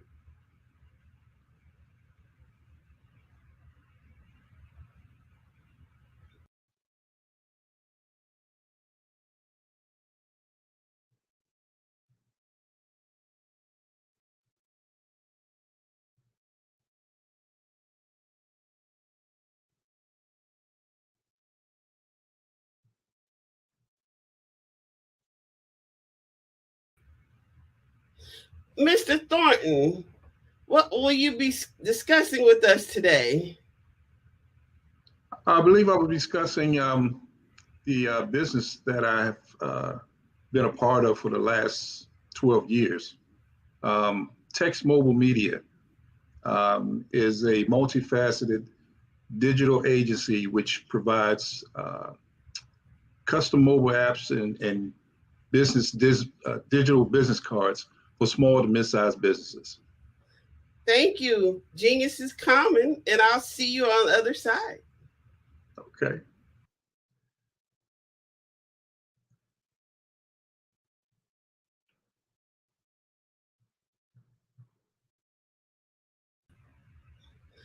Tell us more about your business, Mr. Thornwell. Okay, so we all know that we live in a microwave society, and most of our customers and clients, they want answers quick and easy. They don't want the complication. They want it as simplified as possible.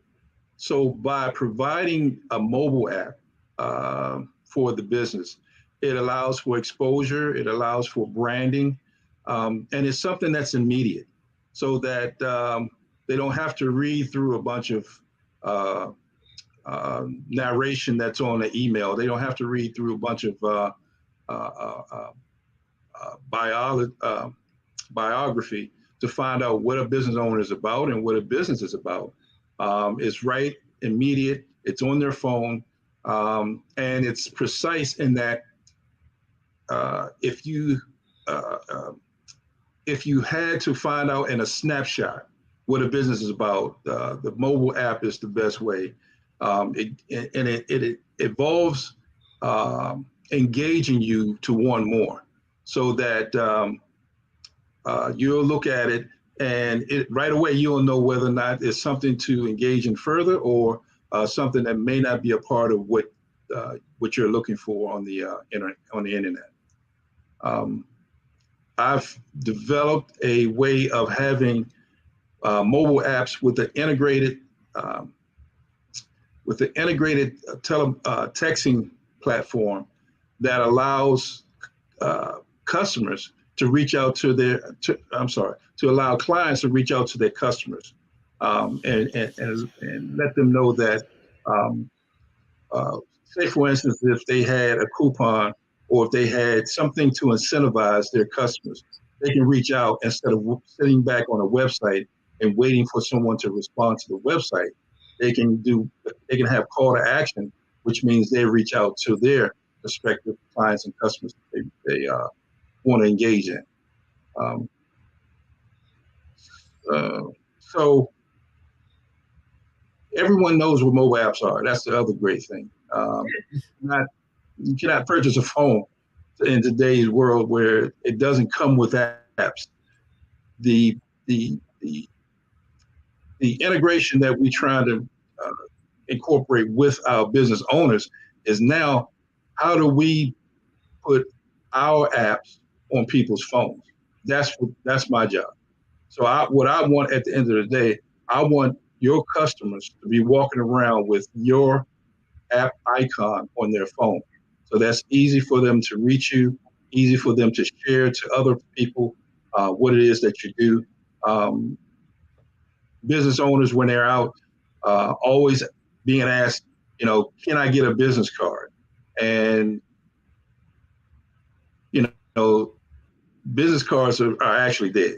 They only work when you give them out, because most business cards, after they're giving out, they're either on the desk, they're on the dresser, or they're in the trash. So also it's limited.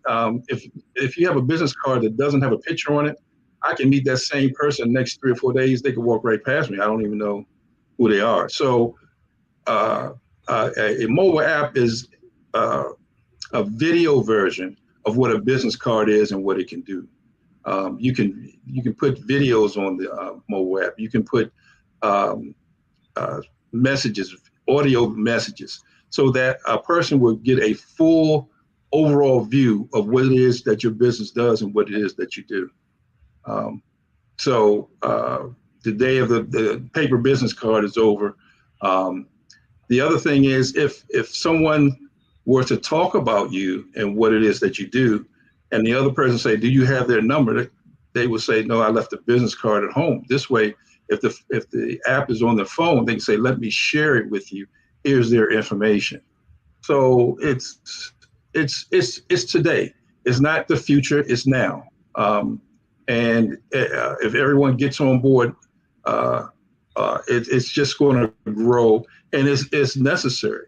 When you think of texting, it has a 97% conversion rate, meaning that out of 100 people, 97 people are going to respond to that text message, and 90% are going to respond within 3 minutes. There's no other effective communication tool out there. Television, radio ads are not that fast. They don't have the conversion rate. If you're using billboards, I have to drive down that street in order to see your billboard. If you're using radio or television ads, I have to turn into that channel or look at that TV station to find your ad or your commercial. Everyone has a phone, from 8 years old to 80 years old. Everyone has a phone. So if you're texting them on their phone, your message is being sent through the internet at an increasing rate of speed, whereas that message is sent immediate. So when you think about receiving it and responding, you're talking maybe 5 seconds. There's nothing that's more faster and more complete than the text mobile media industry. So as a consumer in this age of instant gratification, a mobile app and also a digital business card will allow me to peruse your information at my leisure. So I don't have to communicate with the business owner during business hours. I can communicate anytime, correct? And as a business owner, it allows me to reach out to my consumers or potential clients anytime. Absolutely. Tell and us because we're global, you got to think about that. Time zones don't exist in the internet. We're global. So someone in Africa is pulling up your information about your business and may want to do business with you. It's 24/7. We made sure that it's military encrypted so that scammers are not able to hack it, and the security is there, the rate of speed is there, and we're quicker in getting a message abroad as opposed to sending an email, which may get buried under other emails that we get inundated with on a daily basis. Are you incorporating AI technology into your platform? That's on the horizon, only because that I want to keep it simple. I've been doing this for 12 years, and it's just now getting people to a point where they understand what a QR code is. So now they're introducing the AI, and a lot of business owners really don't know how to use that technology yet. So it's kind of like you're spoon feeding them a little bit. It just really emerged on the scene, and now let's see how it can make things simpler than what we have. As I said before, I don't have it yet. It's on the horizon, but I'm trying to figure out what's the best way to implement it so that the customer, my client, can take full advantage of it. So, for example, if someone, as you mentioned earlier, were in Africa and in their time zone, it's daytime. In my time zone, it's the evening, and they were to send me a text message, how does the platform respond to my client on my behalf? Well, it's immediate. So if a time zone is an issue, that business owner may be asleep when he gets a message. But if he's has notifications on his phone or whatever, he may get up to respond to it. But he can respond to it at any time. And when he's sending out a message, the customer may be asleep. So all those things are taken in advantage or taken in consideration when you're thinking about sending messages and where you're sending your messages. So the text mobile media, it does have an etiquette with it that you want to send messages in an appropriate time, and you want to send messages that doesn't overwhelm the customer or the client. Say, for instance, if you had the ability to send out text, you don't want to send out too many, because now that customer is getting too much information, and they're ready to opt out of the app. So you have to have some type of etiquette and some type of restriction that I'm only going to send it on a certain time or a certain number of times during the course of work. And hopefully that the person that's receiving it knows that, okay, it's 1 a.m. on the East Coast. If I can send a message, but I may not get a response right away because of the time difference. Wonderful. So tell us more about, as a business owner, how I can utilize a digital business card with my potential clients. Great question. So having a digital business card lets that person know who you are, what you do, how to get in contact with you. Those are the main ingredients of a digital business card. It's a digital device that you can share. If you're at a business meeting, again, if you're at a business meeting and someone wants to know, or let's say stay in touch with you, you can send them your digital business card that'll go on their phone, and then it integrates into their contact. So now when they're looking up your information, it's right there in their contacts. Or if they download it to their phone, it's in their icon on their home page. So all they do, they don't have to figure out your name. They don't have to figure out what phone number. They just tap the app and up comes your information as a digital business card. So tell us more about other reasons why we would want to have a digital business card. Great information. You would want to have it because, as I said before, paper business cards are dead. So a lot of times, well, not a lot of times, but sometimes a business owner may be in an impromptu meeting where he didn't know he was going to be in a meeting, and he's showing up and he said, I don't have any business cards. A business owner should never say that. You never miss an opportunity to do business. So in having a digital business card, this would allow you to share and refer your business at that point in time when it has the most impact. You've just had a successful brief meeting with someone. They're interested, they're engaged in what you're doing, and now you're sending them your digital business card, which they would always have with them wherever they go. And not only that, we're saving paper. And the trees, absolutely. Yes, I know oftentimes I underestimate the amount of cards I may need at an event. So with the digital business card, I would always have that information available without worrying about running out of paper cards. Absolutely. The other thing is a lot of time changes occur. You may change your phone number. You may change your business office. Now you're spending more money to go get business cards. The people who had your older business cards are still using that information.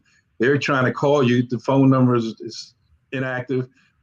They go drive by your office. It's no longer there. So if they had your digital business card, all that information will be updated immediately so that now the information in their phone is updated at the same time. Wonderful. So is this digital business card a part of the app, or is it a separate entity? Great question. A digital business card and a custom mobile app are different. A digital business card is mainly used to give information about what it is you do. Say, for instance, a gardener or a barber or most of your blue collar services and things like that would get a digital business card. When you elevate to a custom mobile app, that's where you're getting into your videos. That's where you're getting into your payment. You may want to have a situation where your customer can pay on the app. That's where it's a little bit more involved than a custom business card. You also get into the sharing possibilities with an app where now these people that responded to your app goes into a bucket, so to speak, so that you can market to them. You wouldn't necessarily have that on a digital business card. It would also have more of your social media on custom mobile app. So remind me again, please. So you can develop this app. If I'm a small business and I would like to have an app for my business, you would be able to develop that for me? Absolutely. There's a few ingredients that I ask my clients to give me. If they have a logo, if they have a website, they have social media, all those ingredients. And then what I do is I incorporate your image, the things that you've already provided for me, into something concise as a mobile app. And we could go over the features. There's many features, but the benefits is what you would want to discuss, so that we make sure that we're meeting your needs. The features are unlimited on what you can do. And so what we do is we narrow it down to what it is that you want to do. You want to acquire customers, you want to engage them, you want to retain them. And then we have features on the custom app to complete those needs. Well, do tell us more about those features. Okay. So what we have on most of our custom mobile apps is it's clicking a button. So we will have a button that's click to call. So you wouldn't have to remember someone's phone numbers or get a number out of place. We have click to email. Sometimes you can't remember what the email. So with one button, you're doing about us. You're doing business locations. It has the ability to do door-to-door directions. So if you're in New York and you're traveling to Richmond, Virginia, it will map out the exact route that you should take to get to that business. It will take you through all 50 states right now. It may do some Canada, but I'm not sure. I haven't done anything in Canada yet. But it'll take you literally from your door to the door of the business office. Another feature of the mobile app is it has a loyalty rewards program. So instead of someone bringing a coupon into your store or establishment, they have the coupon right on their phone, and you can activate it or redeem it at the counter, and that person can take advantage of whatever coupon or special that you have going on. We also have schedule appointments. If you were a doctor or lawyer, you can have a situation where now that person can just book an appointment right from the app, and that speeds up the process of you getting in contact they getting in contact with you, and everything is done through the app. We want to make sure that we keep it simple so that we keep them engaged. Well, I liked what you said about the loyalty rewards program. To me as a consumer, that's the most important part, that I'm rewarded for doing business with you. I think that's very important. So tell us more about the benefits of having a mobile app. Great. The benefits, speed of urgency. Having a mobile app creates the urgency that the business owner is not sitting around waiting for his phone to ring and waiting for the website to be activated. It's a way for you as a business owner to now reach out to the people who have the mobile app. What we do is we have what's called client capture. So that's the part I was saying about, when you have someone in the bucket. And the great thing about it is all of our custom mobile apps are permission based, meaning that the people have to opt in to your mobile app. And this eliminates the spamming and things that's going on with other companies. So once they opt in, now they're in sort of this bucket. Let's say, for instance, we're doing something for Christmas and you put out a campaign for Christmas specials. So now all those people who activated or responded goes into that bucket. Now you can market to them not only for Christmas. So now comes New Year's. You can market to those same people because they gave you the permission to market to them. That's a benefit. A benefit also is now they can call you right from the app. They don't have to, again, go into their contacts or whatever and look up your name or whatever, because it's right there on the app. The other benefit is that they can find out who you are, because people do business with people they like, know, and trust. So it's more of a deep dive into you and who you are, as opposed to someone just having a business card and they flip it on the back and there's nothing on the back, or they want to write on the back. Another benefit is that it works 24/7. You know, it's not like someone needs to take a lunch or a dinner break or anything. It's always on, it's always accessible. It's just the way that you're going to communicate. Like I said before about the response, when you have a 97% response rate, there's nothing that can match that. I mean, if you're going to spend your marketing dollars, you want to spend it in where it's going to get a return on investment on your money.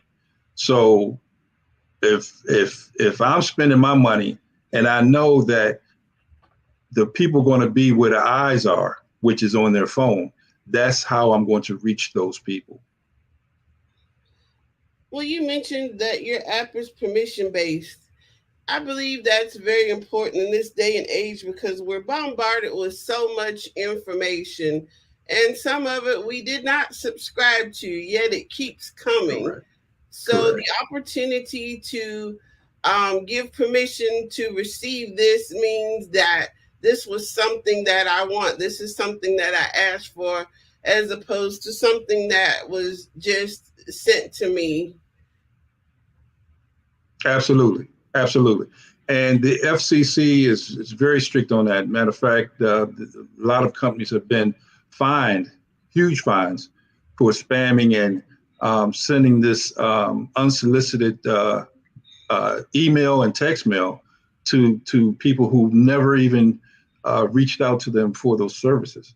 So I make sure that my clients and myself are not in any type of legal situation where we could be fined for being accused of spamming and unwarranted text and email messages. Well, this is very valuable information. I'm sure many business owners out there listening right now may have not considered in having an app for their business. We all know that we should have a website. We may have heard of a digital business card, but didn't really understand how that applies to us. So in having an app to get engaged with our clients seems to be an invaluable tool in our emerging technological world that we live in now. Hello? Yes, sir.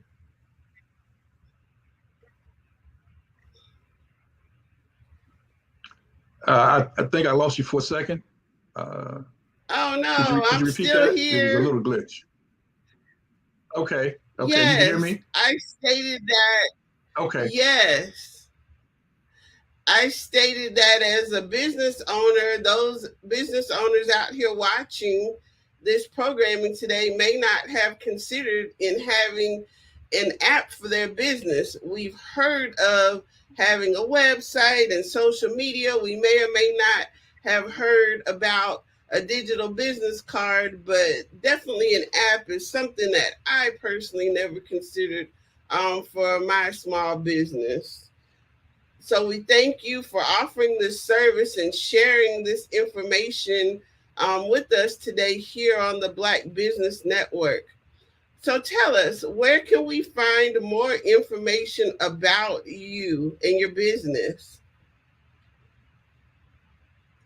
Absolutely. My website is www.oicitnow.com. Is oicitnow.com. And I had that vision when someone gets the app and they understand and they say, oh, I see it now. So it's www.oicitnow.com. Phone number is 240-258-8070. Email address is info@oicitnow.com. I can also be found on Facebook, Optimum Innovative Communications, and soon to be on LinkedIn, probably in the next week or so. But those are the main avenues in order to reach me and my company. So is there anything else you'd like to share with us today that you haven't previously mentioned? Just that, first of all, I want to thank you, Ms. Gomez, for this opportunity. And I want to thank Dr. Kelly also for the opportunity to be able to speak about my company. The one thing I like to leave some of the clients and customers is that when you think about your marketing dollars, think about putting more into the marketing dollars than you do into your products and services. And I say that because a lot of people really don't know what it costs to acquire a customer. They know how much their supplies and their products and everything cost, but if you have 1,000 widgets, but no one knows about you, how are you going to expose them and get them sold? So it's better to put everything on the front, which is the marketing, and then let that generate what your demand going to be for your supply, your products and services. So I run into that all the time. You know, a lot of people will say, well, you know, your services are too high. And I said, well, compared to what? So if you haven't really put pen to paper and know what it costs to acquire a customer, you're going to be behind the 8 ball in the beginning. So don't feel bad about front loading your marketing costs and let your services and products catch up with that. A lot of late night vendors used to offer their products, and then they would say it's a 6 to 8 week delivery. That's because they don't have the products. They're trying to get your money so that they can pay for the product. It's the same thing in business, is that you want to front load the marketing, get it all out there, get it exposed, get it branded. And then once the people start coming in, then you can go get your products and your services. Now, you don't have to do it in that order, but I'm just saying that's the part that makes sense to me, is don't worry about what it's going to cost to run your shop. Worry about what it's going to cost to run your marketing, and then everything else will take care of itself. Yes, marketing is very important in our business, and I'm so very glad that you mentioned that. On behalf of the Black Business Olympics, I want to thank you for sharing your business and your expertise with us today. Genius is common, and we'll see you on the other side. Thank you so much, and have a blessed day. Same to you. Thank you. The Black Business Expo's mission is to raise funds for high school seniors going to college or K-12 entrepreneurs. This expo is a fundraiser for students. You may go to www.blackbusinessexpousa.com to donate to the scholarship fund, or use the Cash App that's on the screen below. That is $BBXUSA. Our goal is to give laptops and up to $5,000 to 10 students. Students can register online at www.blackbusinessexpousa.com. Every dollar counts, so we want to remind you to donate to the scholarship fund. We want to thank our Black Business Expo USA sponsors for December 2023. NC 100, Moody Capital Partners, Suede Soul, Lotus Roche Coaching and Training, Hello LLC, Carolina, Virginia Minority Supplier Development Council, Step Management, Barbara H. Smith LLC, Margie McLean Foundation Incorporated, 5-Star BDM Media, Genius is Common, Earth Essentials, Mullane Shania Global, Executive Women's Success Institute, The Quality Coaching Company, Superwoman Business Services, Creative Force Studios, Lee Entertainment, Artistic App Design, and the Black Business Expo USA. Genius is common, and I'll see you on the other side. Did you know women represent just 3% of Fortune 500 CEOs and less than 15% of corporate executives at top companies worldwide? Have you wondered what the secrets are to getting into the top ranks, whether in the private or public sector? Do you want to figure out how to stop being held back in your career or passed over for promotion? Then you're in the right place. Hi, I'm Dr. Madeline Ann Lewis, President and CEO of the Executive Women's Success Institute. I have decades of experience in the military, the federal government, and corporate America, and my mission is to help women succeed and tap into their full potential. I want to reach 1 million plus women around the world to become the leaders they are meant to be. So if you want to move into a management or executive level position, or maybe you are a female veteran transitioning out of the military into business entrepreneurship, then reach out to the Executive Women's Success Institute at 301-693-3284. Let us get you on the fast track to success.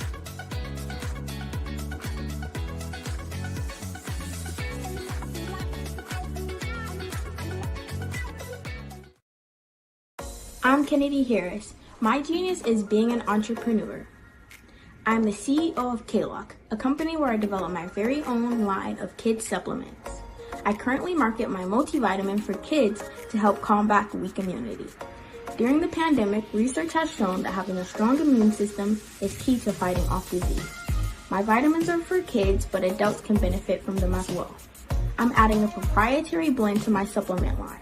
I want to create my own blend so that I have a competitive edge in the marketplace.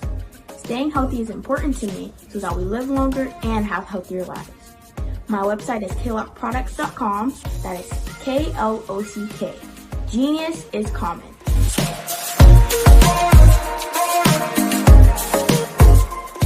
Hello, I am Dr. Eric Kelly III, the visionary strategist and founder of the Black Business Olympics. I invite you to showcase your Black-owned businesses on the Black Business Network global stage. The Black Business Olympics is a global Black Business Network platform that propels Black-owned businesses into the international spotlight. By showcasing your business on the Black Business Olympics platform, you can reach a worldwide audience of potential customers, partners, and investors. You can also establish yourself as a thought leader, an expert in your field, attract lucrative partnerships, and more speaking engagements. In addition, the Black Business Olympics platform provides a valuable opportunity to connect and collaborate with like-minded entrepreneurs and business professionals from around the world. This can lead to new business opportunities, ideas, and relationships. Finally, by sharing your story and expertise on the Black Business Olympics platform, you can inspire and empower others. This is a powerful way to make a positive impact on the world and leave a lasting legacy. If you are a Black-owned business owner, I encourage you to seize the opportunity to showcase your business on the Black Business Olympics platform. It is a once-in-a-lifetime opportunity to make an indelible mark on the world. Be one of the 1,000 visionary entrepreneurs who are changing students' lives, shaping industries, and leaving an unforgettable legacy for their families. Unleash your voice on our global stage and watch your business thrive. Black Business Olympics is one of the largest Black business showcases in the history of Black business in the world. Yes, the entire world. Just give me a call today at 919-308-9090.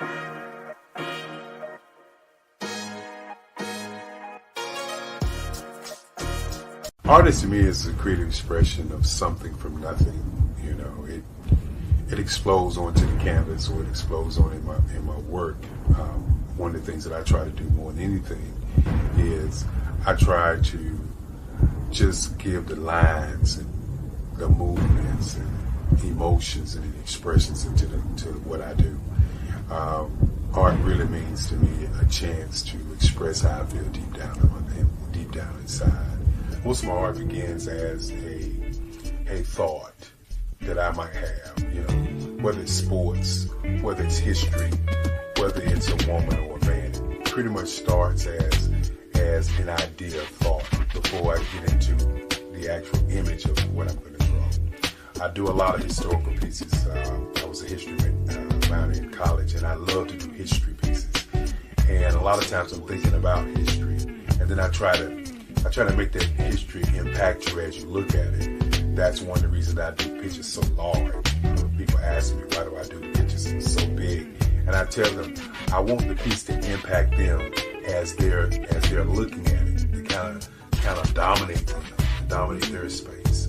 And most of my pieces I try to do off page. I don't try to do anything that's going to be in those four corners or in a square. And I want your imagination to be a part of the piece that you're looking at.